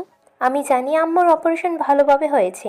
যদি অন্য কোনো ডাক্তার করতো তাহলে হয়তো টেনশনে পেতাম, কিন্তু যেখানে আমার ভাই আর ভাবি নিজেই অপারেশন করেছে সেখানে আমার কোনো সন্দেহ নাই। হিমু ফারজানার কথা শুনে ফারজানাকে বুকে টেনে নিল। আমি ফারজানাকে ওর হাজবেন্ডের কথা জিজ্ঞেস করলাম। জানতে পারলাম ফারজানার হাজবেন্ড কালকে আসবে। আম্মুকে এতক্ষণে কেবিনে শিফট করা হয়েছে। হিমু আর ফারজানা চলে গেল। কিছুক্ষণ পর আমিও কেবিনে চলে গেলাম। কেবিনে প্রবেশ করে দেখতে পেলাম সেখানে মিম আর রিয়াও আছে। রিয়া আমার আর ফারজানা দেখে কেমন করে যেন তাকাচ্ছে। আমার তো সে রাগ উঠে গেছে। হিমু আম্মুকে চেক আপ করতেছে। এখানে এত লোকজন কেন? রোগীর পাশে তো এত লোক থাকা যাবে না, মাত্র একজন থাকবেন, বাকিরা বাইরে চলে যান। আর আপনার হাসপাতালেও এত মানুষ থাকার দরকার নেই, এতে সমস্যা হবে। আচ্ছা ঠিক আছে, এখানে কে থাকবে? বাবা, আমি থাকবো মায়ের কাছে। কিন্তু কোনো কিন্তু নয়, আমি থাকবো আম্মুর কাছে। ওকে। আপনারা সবাই বাসায় চলে যান, জ্ঞান ফিরলে আপনাদের জানিয়ে দেওয়া হবে। ফারজানা ব্যতীত সবাই চলে গেল। সন্ধ্যাবেলা বাসায় চলে আসলাম। সারাদিন হিমু আম্মুর কাছেই ছিল। রাতে খাবার পর ঘুমিয়ে গেলাম। এদিকে রেদনের মায়ের অপারেশন শেষ হওয়ার পর রিয়া আর রিমি দুজনেই হাসপাতালে এসেছে। রিমি এই ঘটনার পর নিজেকে পরিবর্তন করলেও রিয়া পরিবর্তন হয়নি। অপারেশন শেষ করে রেদন আর হিমুর রুমে যাওয়ার কিছুক্ষণ পর ফারজানা হিমুর রুমে যায়। রিয়া সেটা লক্ষ্য করে। রেদন তখন বাইরে গিয়েছিল খাবার আনতে। রেদন খাবার নিয়ে রুমে যাওয়ার পরে ফারজানাকে আসতে দেরি দেখে রিয়ার সন্দেহ হয়। রিয়া এমনিতেই ফারজানাকে সহ্য করতে পারে না, কারণ রিয়ার সমস্ত ষড়যন্ত্রের কথা ফারজানা ফাঁস করে দিয়েছিল। রিয়া ফারজানার আসতে দেরি হতে দেখে হিমুর কেবিনের সামনে যায়। জানালার পর্দা সরিয়ে দেখতে পায় রেদন ফারজানাকে খাইয়ে দিয়েছে। রিয়া রেদনকে চিনতে পারে না, কারণ 10 বছর আগের রেদন আর এখনকার রেদন অনেক চেঞ্জ হয়ে গেছে। রিয়া একটা শয়তানি হাসি দিয়ে কয়েকটা পিক তুলে নেয়। যখন রেদন ফারজানাকে খাইয়ে দিতেছিল, রিয়া মনে মনে ভাবে এই অপরিচিত ডাক্তারের সাথে মনে হয় ফারজানার কোনো গোপন সম্পর্ক হয়েছে। তাই সে প্রতিশোধ নেওয়ার জন্য পিক তুলে নিয়ে চলে যায়। এদিকে পরের দিন সকালে আমি আর হিমু ফ্রেশ হয়ে হাসপাতালে যাওয়ার জন্য রেডি হলাম। হায়াতও আজকে তাড়াতাড়ি ঘুম থেকে উঠেছে। হায়াত বায়না করলো আমাদের সাথেই যাবে। হায়াতকে সাথে নিয়ে হাসপাতালে রওনা দিলাম। আজকে আম্মুর জ্ঞান ফেরার কথা, খুব খুশি লাগতেছে। হাসপাতালে পৌঁছে সরাসরি আম্মুর কেবিনে চলে গেলাম। গিয়ে দেখি ফারজানা বসে আছে। আমরা কেবিনে ঢোকার পর ভাইয়া, ভাবি আসছো? আরে আমার মামনিও আসছে দেখছি। বপি আন্টি, আমিও আছি। বলেই হায়াত ফারজানার কাছে চলে গেল। ভাইয়া, আম্মুর জ্ঞান ফিরবে কখন? অল্প কিছুক্ষণের মধ্যেই ফিরবে। তুই হায়াতকে নিয়ে বাইরে বস, আমরা আম্মুকে চেক আপ করবো। ফারজানা বাইরে যাওয়ার পর আম্মুকে চেক আপ করলাম। সবকিছু ঠিক আছে, আর কয়েক মিনিটের মধ্যে জ্ঞান ফিরতে পারে। হেমো, হ্যাঁ বলো। তুমি আম্মুর কাছে থাকো, আর অল্প কিছুক্ষণের মধ্যে জ্ঞান ফিরতে পারে। আমি রুমে যাই। এটা তুমি কি বলছো? আম্মুর জ্ঞান ফিরবে আর তুমি আম্মুর কাছে থাকবে না? না, কেননা পরিবারের বাকি লোকজন হয়তো এসে পড়বে, তখন সমস্যা হয়ে যাবে। আচ্ছা যাও। আমি কেবিন থেকে বাইরে এসে দেখলাম যে আমার পরিবার সবাই এসেছে। আমি বের হতেই বাবা জিজ্ঞেস করলো, ডাক্তার, এখন কি অবস্থা এখন? কিছুক্ষণের মধ্যেই জ্ঞান ফিরবে, কিন্তু সাবধান, জ্ঞান ফেরার পর একজন একজন করে ভেতরে দেখতে যাবেন, কিন্তু বেশি কথা বলবেন না, মনে রাখবেন অপারেশন মাথায় হয়েছে, বেশি কথা বললে সমস্যা হতে পারে। ওকে ডাক্তার। আমি ফারজানের কাছে গিয়ে হায়াতকে নিয়ে রুমে আসলাম। এদিকে রেদন রুমে যাওয়ার কিছুক্ষণ পর রেদনের আম্মুর জ্ঞান ফিরে আসলো। হিমু তখন সেখানেই ছিল। হিমু দেখতে পেল তার শাশুড়ি মেয়ে হাত পা নাড়াচ্ছে, আস্তে আস্তে চোখ খোলার চেষ্টা করতেছে। তখন পুরোপুরি জ্ঞান ফিরল। তখন রেদনের আম্মু চোখ মেলে তাকালো। হিমু আবার চেক আপ করে দেখলো সবকিছু নর্মাল আছে। একটা ইঞ্জেকশন পুশ করে দিয়ে কেবিন থেকে বাইরে আসলো। ফারজানা, তোমার আম্মুর জ্ঞান ফিরেছে। আলহামদুলিল্লাহ। সবাই আল্লাহর কাছে শুকরিয়া আদায় করলো। হিমু বলল যদি দেখা করতে চান তো একা করে আসতে হবে। প্রথমে রেদনের বাবা কেবিনে গেল। রেদনের বাবা কেবিনে যাওয়ার পরেই রেদনের আম্মু চোখ মেলে তাকিয়ে দেখতে থাকলো। রেদনের বাবা আস্তে আস্তে গিয়ে রেদনের আম্মুর পাশে বসলো। চোখে পানি চিকচিক করছে। কেমন আছো তুমি? এই তো বেঁচে আছি। আল্লাহ যে কেন মৃত্যু দিল না। বাবার হিমু বুঝতে পারলো যে কি কারণে এই কথা বললো। একদম বাজে কথা বলো না। আজ কয়েক মাস পর আল্লাহর কৃপায় তুমি কথা বলতেছো। রোগীকে হার্ট করবেন না এবং বেশি কথা বলা যাবে না, মাথায় চাপ পড়লে সমস্যা হবে। 7 দিন একদম কথা কম বলতে হবে। আচ্ছা ডাক্তার, ঠিক আছে। এক এক করে সবে এসে রিদনের আম্মুকে দেখলো। সবশেষে ফারজানা ভিতরে এলো। ফারজানা ওর আম্মুকে দেখেই কান্না করতে লাগলো। আম্মু ফারজানাকে দেখে কাঁদতে লাগলো। তখন হিমু ফারজানাকে সান্ত্বনা দিল। ফারজানা, কি পাগলামো করছো? সামলাও নিজেকে। দেখো, আম্মু কাঁদতেছে, এতে আম্মুর সমস্যা হবে। ভাবি। ফারজানার হিমুর কথা শুনে রিদনের আম্মু অবাক হয়ে হিমুর দিকে তাকিয়ে আছে। ফারজানার সাথে কয়েকটি কথা বলল। হিমু রিদনকে একটা মেসেজ দিল যে এখন আম্মুকে দেখতে আসবে নাকি। কিছুক্ষণ পর হিমু আম্মুকে ঘুমের ইঞ্জেকশন দিল। এদিকে হিমু আমাকে মেসেজ দিল যে আম্মুর জ্ঞান ফিরছে, আমি আসবো নাকি এখন। আমি চিন্তা করলাম আমি যদি এই সময় আম্মুর কাছে যাই দুজনে নিজেকে সামলাতে পারবো না, আম্মু কান্না করলে মাথায় সমস্যা হতে পারে। তাই এখন কোনোভাবেই দেখা করা যাবে না। হিমুকে বলে দিলাম আমাকে ঘুম পাড়িয়ে দিতে। কিছুক্ষণ পর হায়াতকে নিয়ে আম্মুর কেবিনে গেলাম। কেবিনে গিয়ে আম্মুকে দেখে আবার চোখে পানি আসলো। আমি আম্মুর কাছে গিয়ে বসে আম্মুকে দেখতে লাগলাম আর আম্মুর মাথায় হাত বুলিয়ে দিতে লাগলাম। হিমু তখন হায়াতকে বলল, মামনি, এদিকে আসো। বলো। এই যে বেডে যিনি শুয়ে আছে, তিনি কে জানো? না, বাবা ওনার মাথায় হাত বুলিয়ে দিচ্ছে কেন আম্মু? মামনি, উনি তোমার দাদিমা হয়, তোমার বাবা আর আমার আম্মু। মামুনি, দাদিমা কথা বলে না কেন আমার সাথে? মামনি, তোমার দাদিমা সুস্থ হলে তোমার সাথে কথা বলবে, কেমন? ওকে মামুনি। সারাদিন এভাবেই কেটে গেল। রাতে বাসায় চলে আসলাম। একজন নার্স আর ফারজানা হাসপাতালে আছে। পরের দিন হাসপাতালে গিয়ে আম্মুকে চেক আপ করলাম। ডাক্তার রহমান আমার সাথে ছিলেন। আমাকে চেক আপ করে বাইরে এসে দেখি ফারজানা একটা ছেলের সাথে কথা বলতেছে। ফারজানার দিকে তাকালাম। ফারজানা ইশারা দিল, বুঝতে পারলাম এটাই ওর স্বামী। আমি রুমে যাওয়ার কিছুক্ষণ পর ফারজানা ওর স্বামীকে নিয়ে আসলো। ভাইয়া, পরিচিত হয়ে নাও, আমার হাজব্যান্ড ডক্টর রাকিব হাসান, আর ইনি হচ্ছেন আমার আদরের একমাত্র ভাইয়া ডক্টর রিদওয়ান, যিনি লন্ডন থেকে এসেছেন। ফারজানার স্বামী ফারজানার কথা শুনে অবাক হয়ে গেছে। কেমন আছো ভাই? ভালো আছি ভাইয়া, আপনি কেমন আছেন? আলহামদুলিল্লাহ ভালো আছি। ফারজানা, একটা বিষয় আমার মাথায় ঢুকছে না। আমি তো জানি তোমার ভাইয়া বেঁচে নাই, বাসা থেকে চলে যাওয়ার পর আর খুঁজে পাইনি, তাহলে? সব বলছি, তাহলে শুনো। ফারজানা তখন রাকিবকে খুলে বলল সবকিছু। রাকিব সবকিছু শোনার পর আমাকে জোরে ধরলো। ভাইয়া, আজ খুব বেশি খুশি হলাম আপনার মতো একজন মানুষের সাথে পরিচিত হয়ে, যিনি জীবনে কঠিন সংগ্রাম করেছেন। বাদ দাও সেসব কথা। তিনজনে কিছুক্ষণ গল্প করলাম। হিমুকে ফোন দিয়ে ডেকে নিয়ে রাকিবের সাথে পরিচয় করে দিলাম। রাকিব শুধু অবাকের উপর অবাক হচ্ছে। দেখতে দেখতে এক সপ্তাহ চলে গেল। এই এক সপ্তাহে আম্মু অনেকটাই সুস্থ হয়েছে। হিমু হাসপাতালে যাওয়ার পর ভিজিট করার পর সবসময় আম্মুর কাছেই থাকে, সাথে ফারজানা থাকে। আম্মু যখন ঘুমিয়ে পড়ে তখন আমি গিয়ে দেখে আসি। আমি রুমে থাকলে ফারজানা মাঝে মাঝে এসে গল্প করে। আর কয়েকদিন পর আম্মুকে রিলিজ দেওয়া হবে। আজকে হাসপাতালে আমি আগে হিমুকে পাঠিয়ে দিলাম। আজ রাফি আর মিরাজের সাথে দেখা করব। ওদের সাথে ফোনে কথা হয়েছিল যে আমি দেশে আসছি এবং কুড়িগ্রামে আছি, তাই সবাই আজ মিট করব। 8টার দিকে ধওলা ব্রিজের দিকে গেলাম। গিয়ে দেখি ওরা দুইজন আমার আগেই এসেছে। বন্ধুদের কাছে গিয়ে জোরে ধরে কৌশল বিনিময় করলাম। 1 ঘন্টার মতো আড্ডা দিয়ে সকালে খাবার একটা হোটেলে খেয়ে নিলাম। সব কটাই বিয়ে করছে, আমার কথা বললাম। 9:30টার দিকে আমি হাসপাতালের দিকে রওনা দিলাম। রিদনের আম্মু একটু একটু করে মোটামুটি সুস্থ হওয়ার পর থেকে দেখতেছে ডাক্তার মেয়েটি সব সময় তার সেবা যত্ন করতেছে, সব সময় তাকে আম্মু বলে সম্বোধন করে। ফারজানা ডাক্তার মেয়েটিকে ভাবি বলে ডাকে, কিন্তু আম্মু কিছুই বুঝতে পারে না। আজ সকালে হিমু হাসপাতালে যাওয়ার আগে আগে ফরিদনের আম্মু ফারজানাকে জিজ্ঞেস করে, ফারজানা, আমাকে একটা কথা বলবা তুমি? হ্যাঁ আম্মু, বলো। আচ্ছা, যে ডাক্তার মেয়েটি প্রতিদিন আমার সেবা যত্ন করতেছে সে কে? কোন ডাক্তার তো কোনো রোগীর এভাবে সেবা করে না সব সময়? আম্মু, এই মেয়েটির নাম হিমু। উনি আর ওনার হাজব্যান্ড দুজনই লন্ডন থেকে ডাক্তারি পাশ করে এসেছে। ওনারা দুই স্বামী স্ত্রী তোমার অপারেশন করেছে। ও আচ্ছা, জানো মেয়েটিকে দেখে আমার কেন জানি আপনজন মনে হয়। আমাকে আম্মু বলে ডাকে, তুমিও দেখি তাকে ভাবি বলে ডাকো। কিছুই বুঝতে পারছি না আমি। ফারজানা বুঝে গেল যে আম্মু তাদের সব কথা শুনে ফেলছে। আসলে আম্মু, তুমি তো ওনার আম্মুর মতো, তাই তোমাকে আম্মু বলে ডাকে। আর ওনার স্বামী তো আমার ভাইয়ের মতো, তাই আমি ভাবি বলে ডাকি।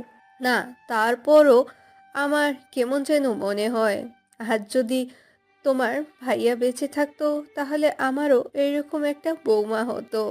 কিন্তু আফসোস, আমার ছেলেটাকে পেলাম না। বলে আম্মু কাঁদতে লাগলো। ফারজানা ভাবতে লাগলো, সে কি ভাইয়া আর বাবির পরিচয় আম্মুকে বলে দিবে? আম্মু তো ভাইয়া চলে যাবার পরই প্রতিনিয়ত কষ্ট পাইতেছে, সবসময় ভাইয়ার জন্য কান্না করে।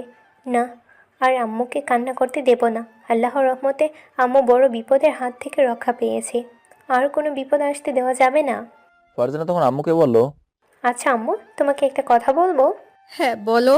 আমি তো কথাগুলো বলবো তোমাকে, সেগুলো শুনে তুমি কাউকে এখনই বলতে পারবে না।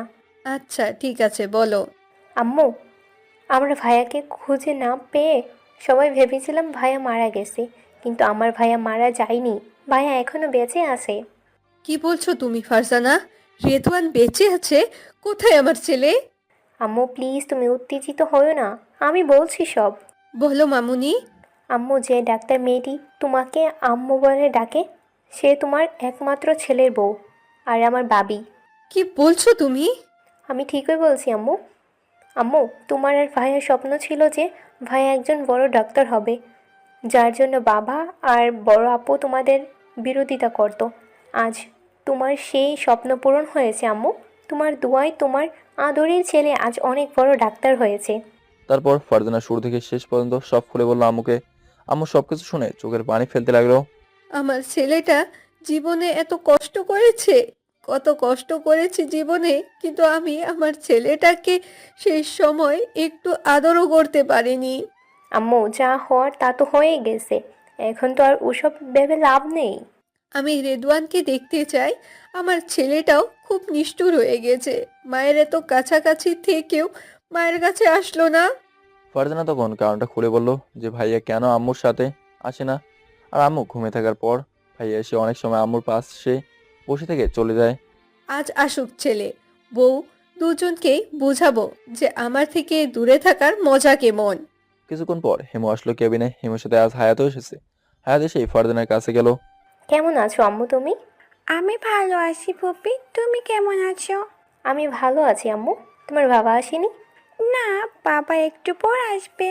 আয়াত আর ফারজানার কথা শুনে রেদনের আম্মু বুঝতে পারলো যে এই ছোট মেয়েরই তার নাতনি। এদিকে হিমু রেদনের আম্মুকে চেক আপ করলো। চেক আপ করার পর ওষুধ খাইয়ে দিল। রেদনের আম্মু হিমুর দিকে কিছুক্ষণ তাকিয়ে থাকার পর বলল, আর কতদিন পরিচয় না দিয়ে এভাবে আমার সেবা করবে বৌমা? হিমু তো আম্মুর কথা শুনে শক খেয়ে গেছে। ফারজানার দিকে তাকিয়ে দেখে ফারজানা মেটে মেটে হাসতেছে। হিমুর বুঝতে বাকি রইল না যে ফারজানা সব বলে দিয়েছে। আম্মুর দিকে তাকিয়ে দেখে আম্মুর চোখে পানি। কি হলো বৌমা, কথা বলতাছো না কেন? আর কত লুকাবে আমার কাছ থেকে? তোমার এই মাকে কি আরো কষ্ট দিতে চাও? ফারজানা আমাকে সব বলেছে। ছি আম্মু, এ কি বলছেন আপনি? সবকিছু শুনেছি আমি বৌমা। আল্লাহ মনে হয় আমাকে এই জন্য বাঁচিয়ে রেখেছে যে আমার হারানো ছেলে আর বৌমা দেখার জন্য। আমরা আরও আগে আপনাকে সব বলতাম, কিন্তু থাক বৌমা, আর কিছু বলতে হবে না, সব জানি আমি। আমার ছেলেটা অনেক কষ্ট পেয়েছে জীবনে। যখন জানতে পেরেছি তোমার কথা খুব খুশি হয়েছি যে এত কষ্টর পরেও আমার ছেলেটা সুখের ঠিকানা খুঁজে পেয়েছে। এ আমারই সবই বুঝি। হুম আম্মু। মামনি, এদিকে আসো, তোমার দাদিমার সাথে কথা বলে নাও। আসো। হিমু হায়াতকে বলল। হায়াত আম্মুর কাছে গেল। আম্মু হায়াতকে নিজের কাছে বসে রেখে অনেক আদর করলো, কথা বললো। কিছুক্ষণ পর আম্মু হিমুকে বলল, বৌমা, রেদওয়ান কখন আসবে? ওরে দেখার জন্য মনটা ব্যাকুল হয়ে আছে। আম্মু, আপনার ছেলে বাহিরে গিয়েছে, একটু আসবে কিছুক্ষণ পর। আমি এখন ভিজিটে যাব, আপনি রেস্ট করুন। হিমু হায়াতকে রেখে ভিজিটে চলে গেল। পরিবারের লোকজন কিছুক্ষণ পর সবাই আসলো। আম্মুর সাথে দেখা করে কথা বলতেছে। আজকে আমার বড় বোন ও আসছে। সবাই কেবিনের মধ্যে কথা বলছে। এদিকে আমি হাসপাতালে পৌঁছাবার পর দেখি যে হিমু ভিজিট শেষ করে আম্মুর কেবিনের দিকে যাইতেছে। আমার পরিবারের লোকজনকে দেখতে পেলাম না, হয়তো এসে দেখে বাইরে গেছে। আমি হিমুকে মেসেজ দিলাম যে আম্মু ঘুম আসছে কিনা। তারপর আম্মুর কেবিনে গেলাম, গিয়ে দেখি আম্মু ঘুমিয়ে আছে। আমি হিমুকে বললাম, আম্মু কখন ঘুমিয়েছে? একটু আগেই। আমি আম্মুকে একটু চেক করলাম। চেক করে দেখার পর বললাম, হিমু আম্মুকে আজকে রিলিজ দিয়ে বাসায় পাঠিয়ে দেয়। বাসায় আর কিছুদিন রেস্টে থাকলে পুরো সুস্থ হয়ে যাবে। বাসায় কে দেখাশুনো করবে? হুম, আম্মু হাসপাতালেই থাক, আমি তো আছি। তবে এখানে থাকলে সমস্যা হতে পারে। সবসময় লোকজন এসে থাকে, আর সমস্যা হবে না। ফারজানা তো আছে, বাসায়ও দেখাশোনা করবে। মাঝে মাঝে তুমিও যাবা। হুম, ঠিক আছে, তুমি যা ভালো মনে করো। হিমুর সাথে কথা বলা শেষ করে যেই না আমি পিছনে ফিরেছি, ঠিক তখনই কেউ আমার হাত চেপে ধরলো। আমি মাথা ঘুরিয়ে তো অবাক হয়েছি সেই লেভেলের। আম্মু আমার হাত ধরেছে আর আমার দিকে ছল ছল চোখে তাকিয়ে আছে। আমি বুঝে গেলাম যে আম্মু ঘুমায়নি, আমাকে বোকানো বানানো হয়েছে। আম্মুর চোখ দিয়ে পানি পড়ছে। আম্মু, তুমি ঘুমাওনি? আর কত আমাকে এড়িয়ে চলবা তুমি? আমি যখন ঘুমিয়ে থাকি তখন এসে দেখে যাও। কেন, তোমার আম্মু কি তোমার কাছে অপরাধী, যে যার কারণে তোমার আম্মুকে 10টা বছর থেকে কষ্ট দিচ্ছ? সি আম্মু, তুমি কি বলো এসব? বলে আম্মুকে জোরে জোরে কান্না করতে লাগলাম। আম্মু কান্না করতে লাগলো। এই কান্না দুঃখের নয়, সুখের কান্না। আজ কতগুলো বছর পর আবার মায়ের কোলে ফিরে এসেছি। কিছুক্ষণ পর আম্মু আমার কপালে চুমু দিয়ে আম্মু বলল, আমার মন বারবার বলতো আমার ছেলে আমার বুকে ফিরে আসবে, আর সেটাই সত্যি হলো। তুমি আমার মাথায় হাত দিয়ে প্রমিস করো তোমার আম্মুকে ছেড়ে আর কোথাও যাবে না। মায়ের আদরের সন্তানের কাছে না থাকলে যে কতটা কষ্ট হয় সেটা তুমি বুঝতে পারবা না। আম্মু তুমিও হয়তো শুনেছো তোমাদের সারা কিভাবে বেঁচেছিলাম। কথা দিলাম আম্মু আর তোমাকে ছেড়ে যাব না। হুম, আজ খুব খুশি আমি আমার ছেলে, ছেলের বউ আর নাতনিকে একসাথে পেলাম। আম্মু, তোমার স্বপ্ন ছিল তোমার ছেলে ডাক্তার হবে, সেই স্বপ্নও পূরণ হয়েছে। অনেকটা সময় আম্মুর সাথে আড্ডা দিলাম। বিকেলে আম্মুকে রিলিজ নেওয়ার সময় কথা বললাম। ফারজানা বাবার কাছে সেটা শেয়ার করলো। বাবাও মত দিল। আম্মুকে রিলিজ দেওয়া হলো। হাসপাতালের সমস্ত বিল আমি পরিশোধ করে দিলাম। যদিও ডক্টর রহমান বিল কম করেছেন। সব ঝামেলা শেষ করে শেষবার আম্মুকে চেক আপ করার নামে আম্মুর সাথে কথা বললাম। তখন আম্মু বলল, বাবা, তুমি কি যাবে না বাসায়? আম্মু ওই বাড়িতে যাওয়ার তো আমার অধিকার নেই, কিভাবে যাব তুমি বলো? তাই বলে তোমার আম্মুর কাছেও থাকবা না তুমি? আম্মু কোনো সমস্যা নেই, তোমার যখন আমাকে দেখতে ইচ্ছে করবে তুমি ফারজানা সহ তোমার বৌমার বাসায় চলে আসবে। আর হিমু তো মাঝে মাঝে যাবে তোমাদের বাসায়। আচ্ছা ঠিক আছে, আগে আমি পুরোপুরি সুস্থ হই, তারপর তাকে বাসায় ফিরিয়ে নিয়ে যাব। সন্ধ্যার দিকে আম্মুকে নিয়ে পরিবারের লোকজন বাসায় চলে গেল। আমি ডক্টর রহমানের কাছে গেলাম। ডাক্তার, আমার কাজ শেষ, এখন আমাকে চলে যেতে হবে। এ আপনি কি বলছেন ডক্টর উদয়ন? যদিও আমরা আপনাকে জাস্ট আপনার আম্মুর অপারেশন করার জন্য আপনাকে নিয়ে এসেছি, কিন্তু আপনি যখন আর বিদেশে যাবেন না, তাহলে এই হাসপাতালেই জব করুন। না ডাক্তার, তবে আমি মাঝে মাঝে আসবো। আমার ইচ্ছে আছে আমি একটা হাসপাতাল তৈরি করব, তারপরে আমি এখানে আসবো। ঠিক আছে, তবে প্লিজ মাঝে মাঝে আসবেন এখানে। ওকে ডক্টর রহমান, চলি। আসসালামু আলাইকুম। ডক্টর রহমানের কাছ থেকে বিদায় নিয়ে হিমু আর হায়াতকে নিয়ে বাসায় চলে আসলাম। রাতে খাবার খেয়ে আঙ্কেল আন্টিকে ফোন দিলাম। তাদের সাথে কিছুক্ষণ কথা বললাম।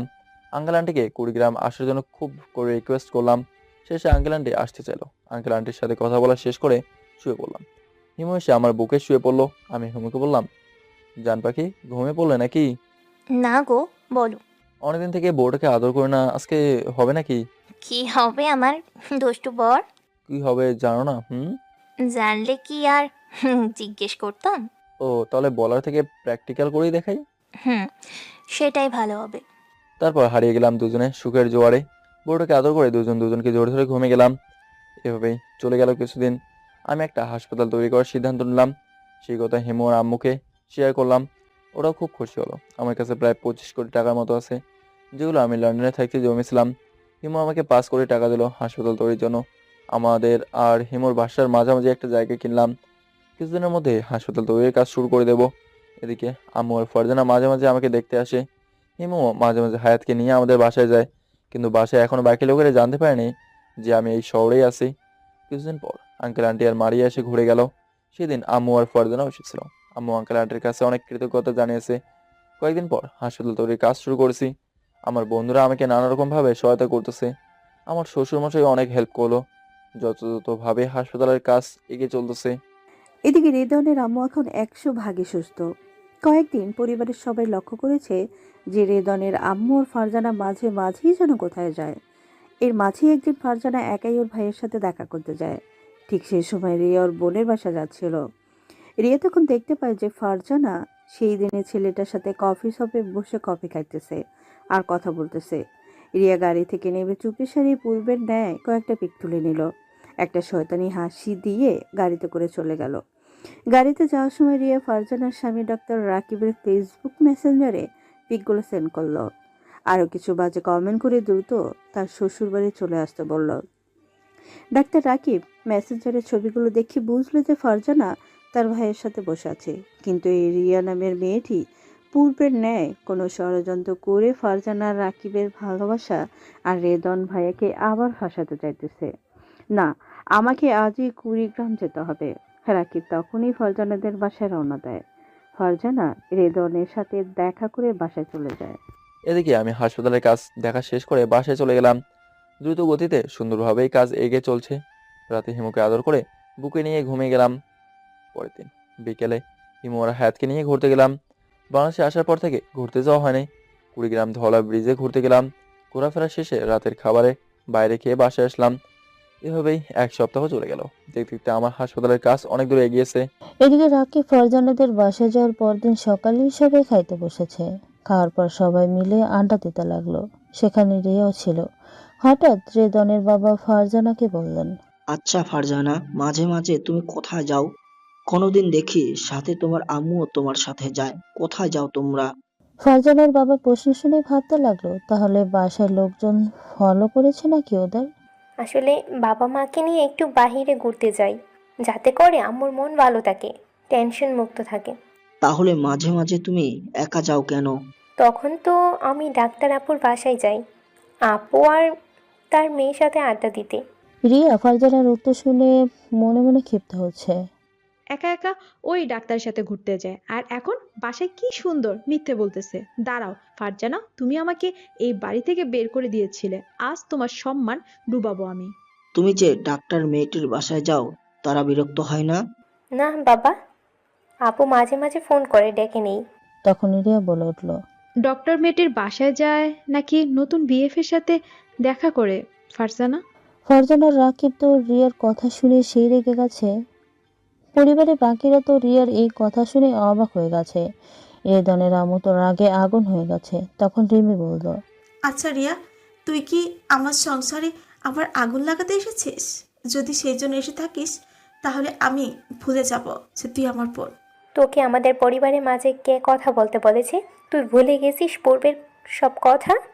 কিছুই ভুলিনি আমি, সব মনে আছে। তবে আজ এখানে সবাই জানবে তুমি কতটা খারাপ।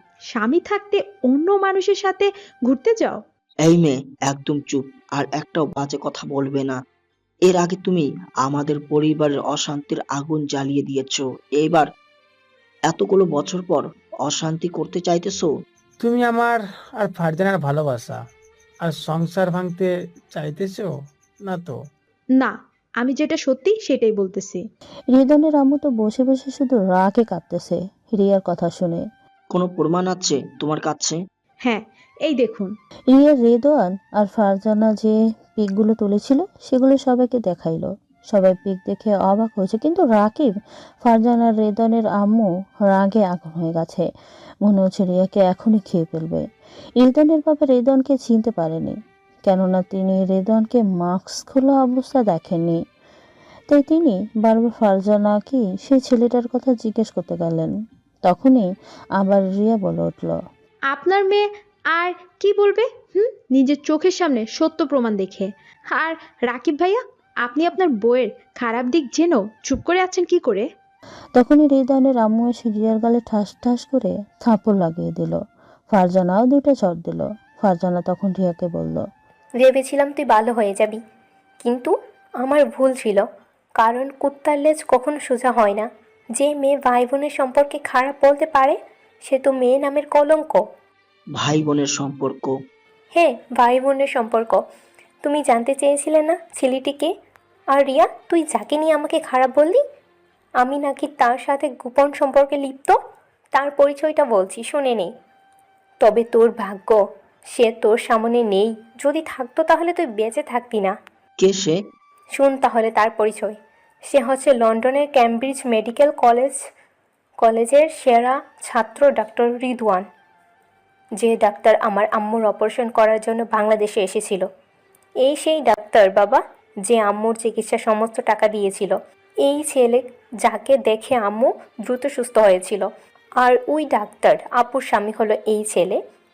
আর তার সবচেয়ে বড় পরিচয় হলো সে আমার হারিয়ে যাওয়া একমাত্র ভাই, যাকে তোমরা খুঁজে না পেয়ে মৃত ভেবেছিলে। হ্যাঁ, সে এই খান পরিবারের ছোট ছেলে, যাকে তোমরা একদিন এই বাসা থেকে বের করে দিছিলা। আমার সেই ভাইয়া এই ছেলেটা। সবাই ফারজানার কথা শুনে স্তব্ধ হয়ে আছে। রিয়া তো সব শুনে ভয় কাঁপতেছে। যদি এই ছেলে সেই রেদন হয় তাহলে তো রিয়ার কোনো ক্ষমা নেই। রেদনের বাবা বলল, এটাই আমার ছেলে রেদওয়ান। হ্যাঁ, এই আমাদের রেদওয়ান। ছেলে এত কাছে থেকেও আমাদের কাউকে পরিচয় দেয়নি। পরিচয় দেবেই বা কি করে? আমি ওর বাবা হয়ে যে অপরাধ করেছি, ওর রাগ অভিমান হওয়াটাই স্বাভাবিক। কিন্তু তোমরা ওকে চিনলে কি করে? ও রেদওয়ান তো সবসময় মাস্ক পরেই আসতো। আম্মু তখন সব খুলে বলল কিভাবে এসব হয়েছে।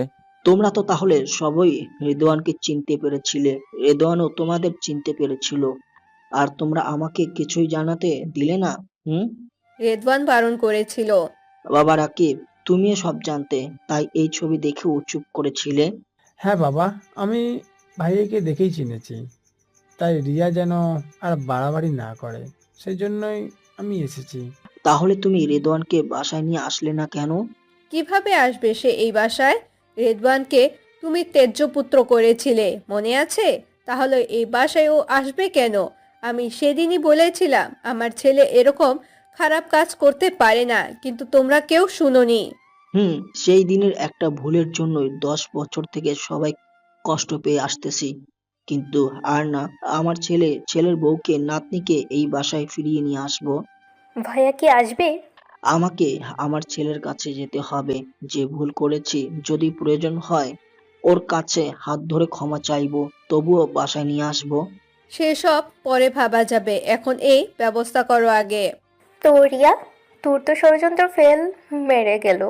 এখন কি হবে তোর বল? প্রথমে আমার ভাইয়াকে মিথ্যা অপবাদ দিয়ে এই বাসা থেকে বের করালি, আর এখন আমাকে আর ভাইয়াকে নিয়ে একটা অপবাদ দেওয়ার চেষ্টা করলি। এখন বল কি করব তোকে? রিয়া তো রীতিমতো ভয়ে কাঁপতেছে। রিয়া আস্তে আস্তে রিমির কাছে যেতে লাগলো। তখন রিয়া বলল, ওখানেই দাঁড়া, তুই সামনে এক পাও এগোবি না।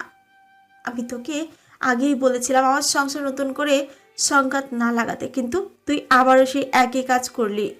আমি তোর সাথে মিলে একবার ভুল করেছিলাম। এনারা অনেক ভালো মানুষ, তাই আমাকে ক্ষমা করে দিছে, কাছে টেনে নিয়েছে। তোকে বারণ করার সত্ত্বেও তুই আবার একটা মিথ্যা সামনে নিয়ে এসেছিস। তাই আজ থেকে তোর সাথে আমার কোনো রকম সম্পর্ক নেই। যে বোন তার বোনের সংসারে আগুন লাগানোর চেষ্টা করে, সে কখনোই বোন হতে পারে না। এখন এনারা তোকে যা শাস্তি দিবে তাই হবে। আপু প্লিজ, এই কথা বলিস না, আমাকে এবারের মতো ক্ষমা করে দে। না, বারবার একই ভুল করলে সেটাকে ভুল বলে না। দেখো বৌমা, রাসেল আর ওর বাবা মা এখানে উপস্থিত নেই, তাই আমরা রিয়াকে কিছু বলতে পারবো না। আমরা এসে গেছি ছোট বাবা। তোরা এখন? হ্যাঁ ছোট বাবা, রিমি আমাকে মেসেজ করেছে, তাই আসতে হলো। কি হয়েছে? তখন রাসেলদের সব কিছু খুলে বলল। রাসেলের বাবা মা সব শুনে রিয়াকে গালাগালি করলো। রাসেল তখন বলল, রিমি, তোমার বোনের ব্যবস্থা তুমি করবে নাকি আমি করব? যা করো তুমি করো। রিমি, তুমি যদি মেয়ে না হতে তোমাকে মেরে পঙ্গু বানিয়ে দিতাম, কিন্তু তুমি মেয়ে, সেজন্য কিছু করলাম না।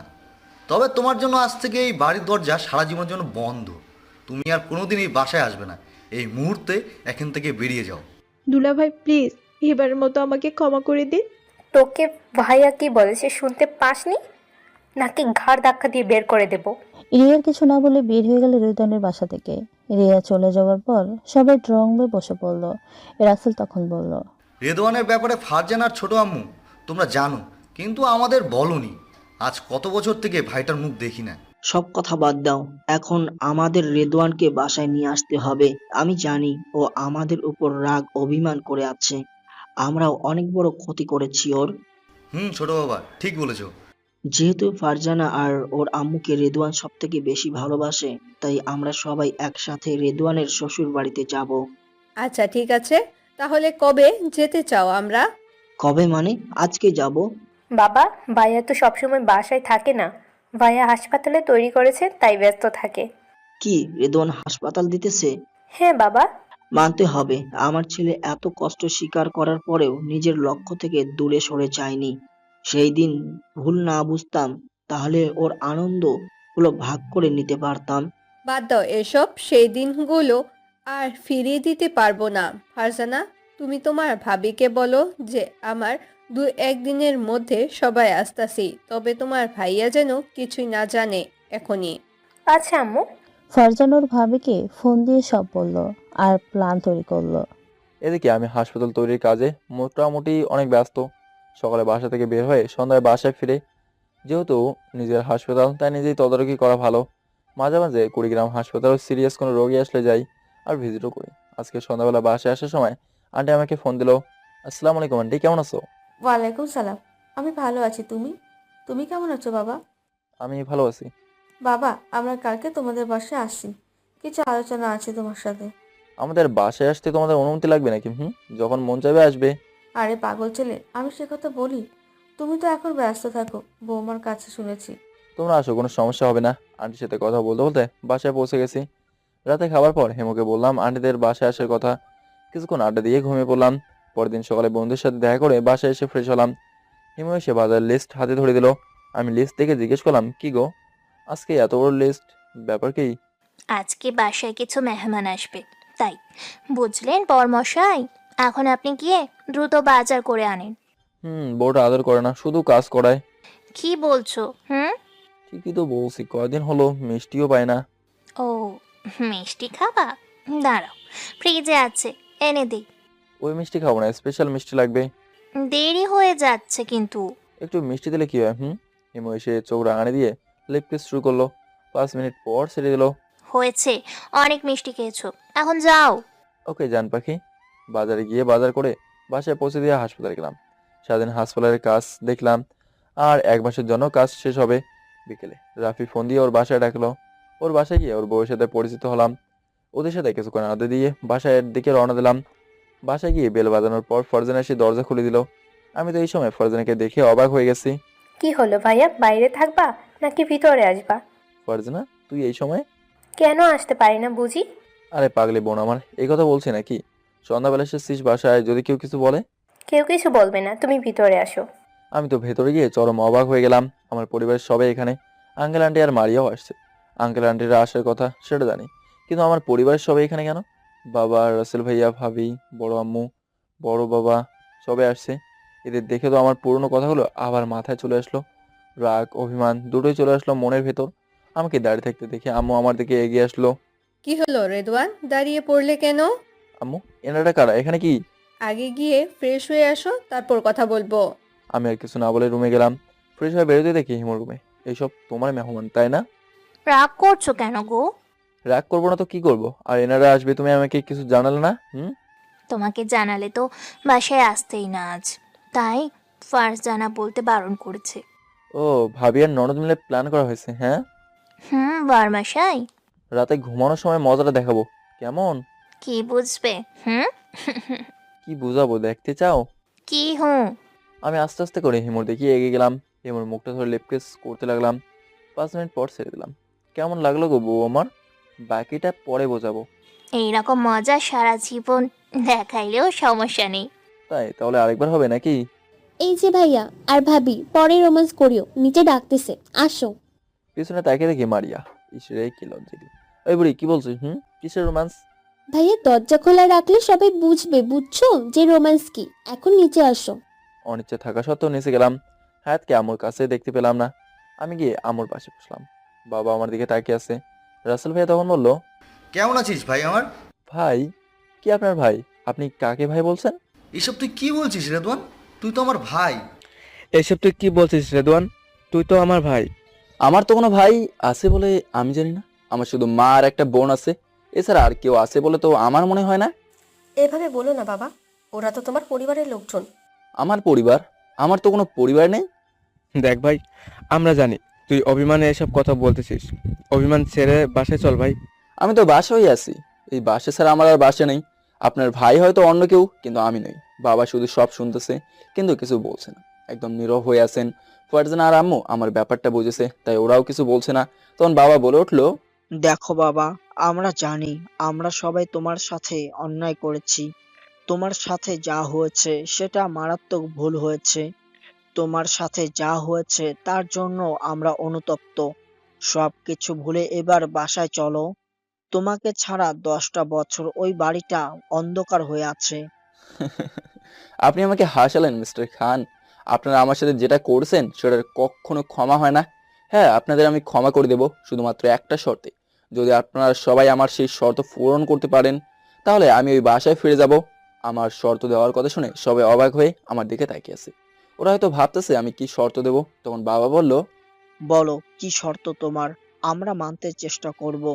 চেষ্টা নয়, আমার শর্ত শোনার পর যদি আপনারা মানতে পারেন তাহলে বলবেন, আর যদি মানতে না পারেন তাহলে পরবর্তীতে আমার সামনে আর আসতে পারবেন না। বলুন, আপনি রাজি? হ্যাঁ, আমি রাজি, বলো তোমার কি শর্ত। আমার শর্ত হলো, আপনাদের ভুলের কারণে আমার জীবন থেকে 10টা বছর আমি আমার মায়ের স্নেহ, আমার বোনের ভালোবাসা থেকে বঞ্চিত ছিলাম। আমাকে সেই 10টা বছর ফিরিয়ে দিতে হবে। আপনাদের কারণে আমি আমার সুখ দুঃখের সময়গুলো আমার মায়ের সাথে শেয়ার করতে পারিনি। আমার সেই দিনগুলো ফিরিয়ে দিন। এই একটা শর্তই আপনাকে মানতে হবে, আর কোনো শর্ত দেব না। সবাই আমার শর্ত শুনে তো টাস্কি খেয়ে গেছে, কারণ আমার শর্ত মানা কোনো মানুষের পক্ষেই সম্ভব না, কারণ অতীতকে কখনো ফিরিয়ে আনা যায় না। কিন্তু আমি এই শর্তের কথা একটা কারণেই বলেছি, আমার পরিবারের লোকদের শিক্ষা দেওয়ার জন্য। আমার শর্ত শুনে কেউ আর কথা বলছে না, তারা ভেবেই নিয়েছে আমি হয়তো বাসায় আর ফিরবো না, তাই জন্য এই অবাস্তব শর্তের কথা বলেছি। রাসেল ভাইয়া বলল, রেদওয়ান, তুই কি আমাদের সাথে মজা করতেছিস? এই শর্ত কি মানার মতো? কেউ কারো অতীত চলে যাওয়ার সময় সামনে ফিরিয়ে আনতে পারে? আপনারা ফিরিয়ে আনতে পারবেন নাকি না পারবেন সেটা একান্তই আপনাদের ব্যাপার, আমি শুধু আমার চাওয়া ব্যক্ত করেছি। ভাই, তুই অন্য কিছু চেয়ে নে, তবুও এই চাওয়া ফিরিয়ে নে, বাসায় চল। অসম্ভব, আমি যা বলেছি যদি মানতে পারেন তো বলেন, না হলে আমার আর কিছু বলার নেই। আজ তুমি যে শর্তের কথা বললে সেটা মেনে নেয়া আমি কেন কারো পক্ষেই সম্ভব নয়, তাই আমি তোমার শর্ত মানতে পারবো না। তুমি এই শর্তটা এই জন্যই বলছো যেন আমরা তোমাকে আর বাসায় ফিরে যাওয়ার জন্য না বলি। কিন্তু একটা কথা শুনে নাও, আমি তোমার বাবা, তোমাকে ওই বাসায় ফিরিয়ে নিয়েই যাব। আপনি যখন আমার শর্ত মানতে পারবেন না তাহলে আমি ওই বাসায় যাব না। এরকম কথা বলিস না বাবা। 10টা বছর পর তোমাকে পেয়েছি, যদি এবার তুমি দূরে যাও তো হয়তো তোমার আম্মু আর বাঁচবেই না। আমি আম্মুর কথা শুনে আম্মুর কাছে গেলাম। আরে আম্মু, এসব কি কথা বলো? তোমাকে ছেড়ে তো যাব না কোথাও, তাই তো তোমার সাথে মাঝে মাঝে দেখা হয়। তুমি যখন তখন এ বাসায় চলে আসবা। আমি তোমাকে নিজের বাসায় নিয়ে যেতে চাই। আম্মু প্লিজ, আমাকে জোর করিও না। সবাই আমাকে বাসায় ফিরে যাওয়ার জন্য বোঝাতে লাগলো। আমার পরিবারের লোকেরা বারবার তাদের ভুলের জন্য অনুতপ্ত আর ক্ষমা চাইলো। রিমি ভাবিও ক্ষমা চাইলো। আন্টি আঙ্কেল আর হিমুর আম্মু বিভিন্ন কথা বলতে লাগলো। হিমুর আম্মু আর আন্টি বলল, দেখো বাবা, হয়তো একটা ভুলের কারণে অনেক বড় কিছু হয়েছে, কিন্তু তারা তো সেজন্য আজ অনুতপ্ত। দেখো বাবা, সব কিছু ভুলে নতুন করে আবার শুরু করো, নিজের পরিবারের কাছে ফিরে যাও, এটাই সব থেকে ভালো হবে। যখন কেউ আমাকে কোনোভাবেই আমার সিদ্ধান্ত থেকে সরাতে পারলো না, তখন বাবা একটা কঠিন কাজ করে বসলো। বাবা এরকম একটা কাজ করবে আমি ভাবতেও পারিনি। বাবা হুট করে আমার সামনে এসে, বাবা রেদওয়ান, আমরা যখন ভুল করেছি আর যখন জানতে পেরেছি আমি আমার ছেলের সাথেই কত বড় অন্যায় করেছি, সেই দিন থেকে আজ পর্যন্ত নিজে নিজে ভীষণভাবে অনুতপ্ত হয়েছি, নিজে মর্মাহত হয়েছি। আজ পর্যন্ত নিজেকে ক্ষমা করতে পারিনি। আজ তুমি বাবা হয়েছো, সেই দিন বুঝতে পারবা যেদিন বাবার কাছ থেকে সন্তান কোনো কারণে দূরে চলে গেলে বা হারিয়ে গেলে কতটা কষ্ট হয়। তুমি চলে যাওয়ার পর সবাই অনেকটা কষ্ট পেয়েছে। আর না, আমি বাবা হয়ে আজ তোমার কাছে 2 হাত জোর করে অনুরোধ করছি, অতীতের সবকিছু ভুলে বাসায় চলো। আমাদের জন্য না হোক, তোমার আম্মু আর বোনের জন্য চলো। বাবার এই কথাটা সোজা আমার কলিজায় আঘাত করলো। আমি বাবার হাত ধরে বললাম, এ তুমি কি করছো বাবা? বাবা কখনো সন্তানের কাছে হাত জোর করে ক্ষমা চাইতে পারে না, কারণ বাবা কখনো ভুল অপরাধ করতেই পারে না। বাবা শুধু বাবাই হয়, অপরাধী নয়। আর যে অপরাধী হয় সে প্রকৃত বাবা হতে পারে না। আমি যাবো বাসায়। বাবা আমার কথা শুনে আমাকে বুকে জড়িয়ে নিয়ে কেঁদে ফেললো। আমার চোখ থেকেও পানি গড়িয়ে পড়লো। সবার দিকে তাকিয়ে দেখলাম সবার চোখে মুখে আনন্দ বিরাজমান। বাবা তখন বলে দিলেন কাল সকালেই যেন আমরা সবাই বাসায় চলে যাই। আম্মুকে বাবা বলে দিল আমাকে আর হিমুকে নতুন করে বরণ করে নিতে। সবাই এখন অনেক খুশি। রাতের খাবারের পর কিছুক্ষণ আড্ডা দিয়ে বাবা মা সবাই চলে গেল। আঙ্কেল আন্টি আর মারিয়া থেকে গেল। কাল আমরা সবাই আমাদের বাসায় চলে যাব। রাতে বিছানায় শুয়ে আছি। হিমু ফ্রেশ হয়ে আমার বুকে এসে শুয়ে পড়লো। হিমু আমাকে জোরে ধরে একটা কিস দিল। আজ দেখছি বউটা খুব খুশি। গো, আজ আমিও অনেক খুশি। আমিও আমার বরের সাথে তার নিজের বাসায় যেতে পারবো, সবার সাথে একসাথে মিলেমিশে থাকবো। এটা তো খুশির খবরই। হ্যাঁ, আজ অনেক আনন্দ লাগছে। তো এই আনন্দের দিনে কি আজ বউটাকে আদর করতে পারবো? না, আজ নয়, কালকে আদর করিও তোমার বাসায় গিয়ে। ওকে চলো ঘুমাই এখন। হিমুকে বুকে জড়িয়ে নিয়ে ঘুমিয়ে পড়লাম। পরের দিন সকালে ঘুম থেকে উঠে নাস্তা খেয়ে আমি বাইরে গেলাম। কেননা বাসায় গেলে হয়তো 2 থেকে 3 দিন হাসপাতালের কাজ দেখতে আসা হবে না। হিমুকে বলে গেলাম আমি দুপুরে আসবো, তোমরা সবাই রেডি হও, সন্ধ্যার দিকে বাসায় যাব। হাসপাতালের কাজ দেখতে যাবার সময় আম্মু ফোন দিল। হ্যাঁ আম্মু বলো, কেমন আছো? আমি তো খুব ভালো আছি। আমার আদরের ছেলে আজ বাসায় আসতেছে। আত্মীয়দেরকেও বলছো নাকি? না, এখনো বলিনি। তোমার বাবা কথা বলবে বলো। হ্যালো, বলো বাবা। কখন আসবে তোমরা? আমার তো আর তর্স হইছে না, দাদু ভাইকে কখন দেখবো। ও, আমার মেয়েকে দেখার জন্য তর্স হয়েছে না, আর ছেলেকে দেখবে না মনে হয়? আরে পাগল, সবাইকেই। কখন আসছো তোমরা? সন্ধ্যার দিকে যাবো বাবা। আচ্ছা। বাবার সাথে কথা বলা শেষ করে হাসপাতালের কাজ দেখতে গেলাম। বিকেলে সেখান থেকে বাসায় চলে আসলাম। বাসায় এসে দেখি সবাই একদম রেডি। আমি রুমে গিয়ে দেখি আমার বউটা সাজতে বসেছে। পিছন থেকে গিয়ে জড়িয়ে ধরলাম। আসছো গো? হ্যাঁ, আমার বউটার তো আর তর্স হইছে না। প্রথমবার বরের বাসায় যাব, তাই। ও তাই? বরের ভালোবাসা আদর সেটাও তো আজকে রাতে বরের বাসায় বরের রুমে প্রথম পাবা। দেখ, সব সময় শুধু দুষ্টুমি, সেটা রাতেই দেখা যাবে। এখন তাড়াতাড়ি রেডি হয়ে নাও। ওয়াশরুমে গিয়ে ফ্রেশ হয়ে আসলাম। ফ্রেশ হয়ে রুমে ঢেকে দেখি আমার মামনি বসে আছে। বা, আমার মামনিকে তো আজকে খুব সুন্দর লাগছে, একদম পরীর মতো। তাই বাবা? হ্যাঁ মামনি। বাবা, তুমি তাড়াতাড়ি রেডি হও, আমি আমার দাদার বাসায় যাব তো। এই তো মামনি হইতেছি। দ্রুত রেডি হয়ে নিচে গেলাম। গিয়ে দেখি সবাই রেডি, সবাইকে নিয়ে বেরিয়ে পড়লাম। আজ 10 বছর পর নিজের ভাষার উদ্দেশ্যে 15 মিনিটের মধ্যে বাসায় এসে গেলাম। গাড়ি থেকে নেমে দেখি যে রাসেল ভাইয়া আর বাবা বাইরে দাঁড়িয়ে আছে। আমাদের বাসাটা আগের মতোই আছে। অনেকদিন পর নিজের বাসায় এসে অজান্তেই চোখ দিয়ে কয়েক ফোঁটা পানি বেরিয়ে পড়লো। বাবা এসে আমাদের সবাইকে ভেতরে নিয়ে যেতে লাগলেন। দরজার কাছে গিয়ে দাঁড়ালাম। আম্মু, বড় মা আর রিমি ভাবে দাঁড়িয়ে। আম্মু আমাকে আর হিমুকে বরণ করে নিল। আমরা বাবা আর মাকে সালাম করে ভেতরে প্রবেশ করলাম। মনের মধ্যে সত্যি অসাধারণ একটা শান্তি বিরাজ করতেছে। সামনে তাকিয়ে দেখি আপু আর দুলাভাই মাথা নিচু করে বসে আছে, সাথে 7 বছরের ভাগনা। সবাই ড্রয়িং রুমে বসে গল্প করতে লাগলাম। হায়াতকে বাবা নিজের কাছে রেখেছে। কথা বলার সময় বারবার লক্ষ্য করতেছি যে বড় আপু আমার দিকে করুণ ভাবে তাকাচ্ছে। হয়তো আপুও অনুশোচনায় ভুগতেছে। এভাবে তাকাতে তাকাতে আপু বলল, ভাই, আমার তোর সাথে কিছু কথা আছে। আমার সাথে আপনার কি কথা থাকতে পারে? আর আপনি কে? আমি কে মানে? কে আপনি? আমি তো আপনাকে চিনি না। আমি তোর বড় বোন, আর আজ তুই সবার সামনে আমাকে চিনতে অস্বীকার করছিস। ও, আপনি আমার বড় বোন? বড় বোন কাকে বলে আপনি জানেন কি? বড় বোন হলো প্রায় মায়ের সমান। মায়ের অনুপস্থিতিতে ছোট ভাই বোনদের দেখাশোনা করার দায়িত্ব পড়ে বড় বোনের। আপনি সেসব করা তো দূরের কথা, সবসময় আমাকে অ্যাভয়েড করছেন। বড় বোনের ভালোবাসা, আদর, স্নেহ কি জিনিস সেটা আপনি আমাকে দেননি। সবসময় আমাকে পর ভেবেছেন। আমি আপনার ভাই এটা বুঝতে চাননি। চিরশত্রুও তার ভাই বোনকে এতটা হিংসা করে না যেটা আপনি করছেন। আর আজ আপনি বলছেন আপনি আমার বোন। যেদিন আমি এই বাসা থেকে বেরিয়ে যাই সেদিন আপনি কি কি বলেছিলেন মনে আছে আপনার? আপনি ভুলে যেতে পারেন, কিন্তু আমি ভুলিনি। সেসব কথা না বলি আর। আমার কথা শুনে সবাই চুপ করে আছে। তখন আপু বলল, আমি জানি ভাই, আমি যা করেছি সেটা তোর উপর হিংসা করেই করেছি, কিন্তু এখন বুঝতে পারছি আমি পুরাই ভুল কাজ করেছি। একটা ভাইয়ের বড় বোন হওয়ার যোগ্যতা হয়তো আমার মাঝে নেই, তারপরেও আমি তোর বড় বোন। প্লিজ আমাকে ক্ষমা করে দে ভাই। সবাই আপুকে ক্ষমা করে দিতে বলছে। শেষে আপুকে ক্ষমা করে দিয়ে কিছু কথা বলছিলাম। বাবা তখন আঙ্কেল আন্টির উদ্দেশ্যে বললেন, আপনারা আমার ছেলেকে নিজের ছেলের মতো আদর, স্নেহ, ভালোবাসা দিয়ে ওকে আগলে রেখেছিলেন। এই জন্য আমরা সবাই চিরকৃতজ্ঞ থাকব। আপনাদের ঋণ কখনোই শোধ করতে পারবো না। না ভাই সাহেব, এভাবে বলবেন না। মানুষ হিসেবে এটা আমাদের কর্তব্য ছিল। আর ও তো আমাদের ছেলের মতোই, তাই হয়তো সহজে আমরা আপন হতে পেরেছি। আপনাদের সাথে এই আত্মীয়তার বন্ধন যেন বাকিটা জীবন থেকে যায়। অবশ্যই থাকবে। রেদওয়ান তো ওনাদের ছেলের মতোই, আর ছেলের সাথে সম্পর্ক কিভাবে ছিন্ন করবে? হ্যাঁ ভাই, এটা সম্ভব না। অনেক গল্প হয়েছে, এখন সবাই খাবে, চলো তারপর গল্প করিও। সবাই রাতের খাবার খেতে বসলাম। খাওয়া শেষ করে আবার গল্প করতে বসলো।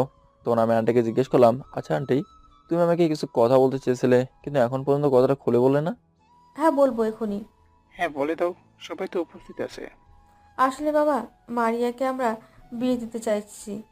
আরে এটা তো ভালো খবর। তো কোথাও কি ঠিক করেছো? হ্যাঁ, কিছুদিন আগে একটা পরিবার দেখে গেছিল, পছন্দ হয়েছে। আমরাও দেখেছি, এখন তুমি গিয়ে সব ঠিক করবা। আমি কেন, আঙ্কেল তো আছে। মারিয়া তো তোমারই বোন, তোমার কিন্তু দায়িত্ব আছে। অবশ্যই যাবে, আপনি কোনো চিন্তা করবেন না। হ্যাঁ, দায়িত্ব তো আছেই। ঠিক আছে, আমি একদিন সময় করে যাব। ঠিক আছে, আর সবাইকে তো যেতেই হবে। কিরে পিচ্চি বুড়ি, তুই তো অনেক বড় হয়ে গেলি। ভাইয়া, আমি কিন্তু এখন পিচ্ছি নই। আর কবে পিচ্ছি ছিলাম আমি? তুই তো সবসময় পিচ্ছি, এখন বিয়ের পর আমার মতো বড়টাকে জ্বালাবি? কি? আমি তোমার জ্বালাই? যাও, তোমার সাথে কোনো কথা নাই। আরে ননদিনী, এত রাগ করো কেন? তোমার ভাইয়া তো মজা করতেছে তোমার সাথে। আর তুমি আবার ননদিনীকে এভাবে বললে কেন? আরে পাগলি বোন আমার, তুই তোর ভাইয়ের মজাটা বুঝিস না? তোর ভাইয়া তোকে অনেক ভালোবাসে, বুঝলি পিচ্চি? জানি তো, আমার লক্ষ্মী ভাইয়া আমাকে অনেক ভালোবাসে। কথা বলা শেষ করে ঘুমানোর জন্য রুমে চলে গেলাম। হাতকে মারিয়ার সাথে নিয়ে গেল। আমি আর হিমু আমার রুমে আসলাম। রুমটা আগের মতোই আছে। আম্মু আর ফরজানা রুমটা ঠিকঠাক করেই রাখতো। 10 বছর পর আজ নিজের রুমে ঘুমাবো, সেটা আবার ভালোবাসার মানুষটিকে বুকে নিয়ে। আমি হিমুকে বুকে নিয়ে শুয়ে পড়লাম। আজ কিন্তু সত্যি খুব খুশির দিন গো, তাই না?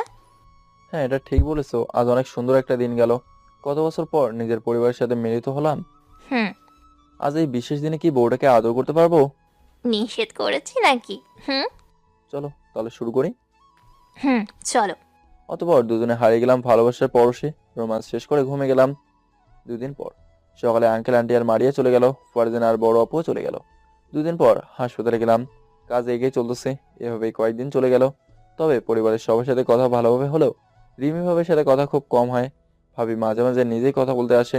তবে হিমুর সাথে ভাবির ভাব অনেক। যখন বাসে থাকে দুজনে একসাথে বসে আড্ডা দেয়, মনে হয় দুজনে নিজের বোন। এদিকে হিমু হাসপাতালে যেতে লাগলো। আমিও মাঝে মাঝে যাই। একদিন বিকেল হাসপাতালের নির্মাণাধীন কাজ দেখতেছি, তখন এই বাসা থেকে আম্মুর ফোন আসলো। হ্যালো আম্মু। কোথায় তুমি? আমি তো হাসপাতালে। কেন আম্মু? এখনই বাসায় চলে আয়, বৌমা অসুস্থ হয়ে গেছে। কি বলছো আম্মু, কি হয়েছে? কি হয়েছে তুমি এসে দেখো।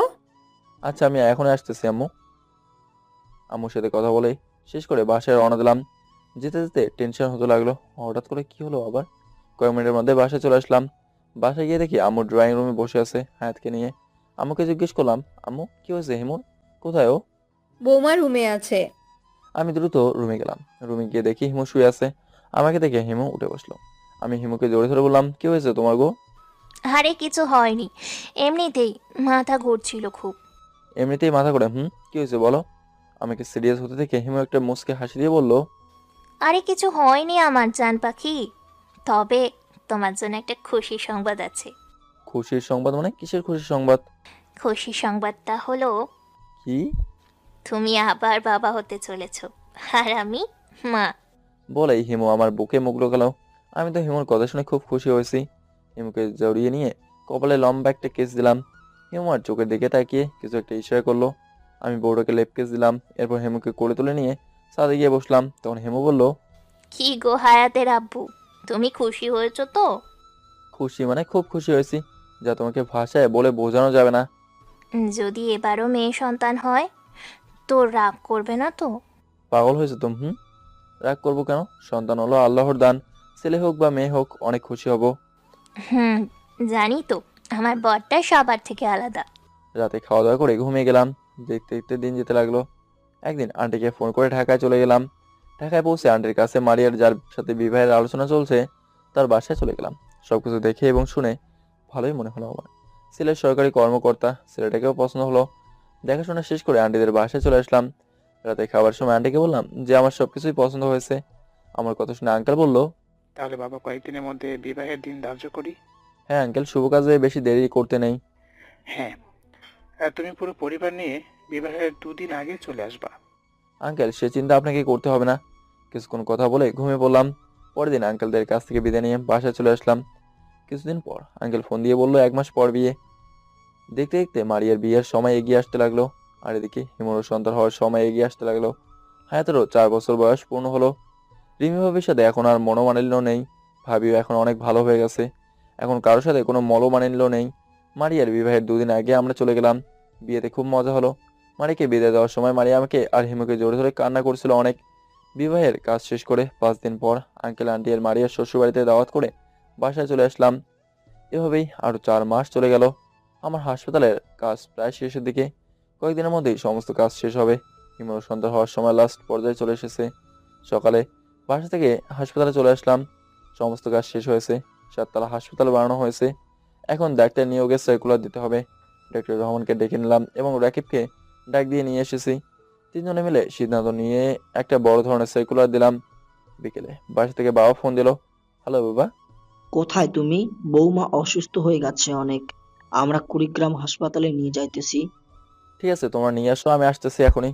বাবার সাথে কথা শেষ করে রাকিবকে নিয়ে হাসপাতালে রওনা দিলাম। ডক্টর রহমান আগেই চলে গেছে। হাসপাতালে গিয়ে পৌঁছানোর সাথে সাথেই হিমুকে নিয়ে সবাই চলে আসলো। হিমুর অবস্থা দেখে দ্রুত ইমার্জেন্সিতে নিয়ে চেক করলাম আমি নিজেই। পরিস্থিতি দেখে মনে হলো অপারেশন করতে হবে দ্রুত, নয়তো সমস্যায় পড়তে হবে। আজ রাতে অপারেশন করার সিদ্ধান্ত নিলাম। ডক্টর রহমানকে বললাম আমি নিজেই অপারেশন করব, আপনি ব্যবস্থা করুন। হিমুকে কেবিনে শিফট করা হলো। যেহেতু হিমু এই হাসপাতালের ডাক্তার, তাই নার্স না হিমুর আশেপাশেই থাকতেছে। আমি প্রয়োজনীয় কাজ শেষ করে হিমুর কাছে গেলাম। বাবা মা ভাবিও বসেছিল। তখন হিমু আমাকে বলল, তোমার সাথে আমার কিছু আলাদা কথা আছে। আমি সবাইকে কেবিন থেকে বাইরে যেতে বললাম। বলো কি বলবে? আমার কেন জানি না ভয় করছে গো।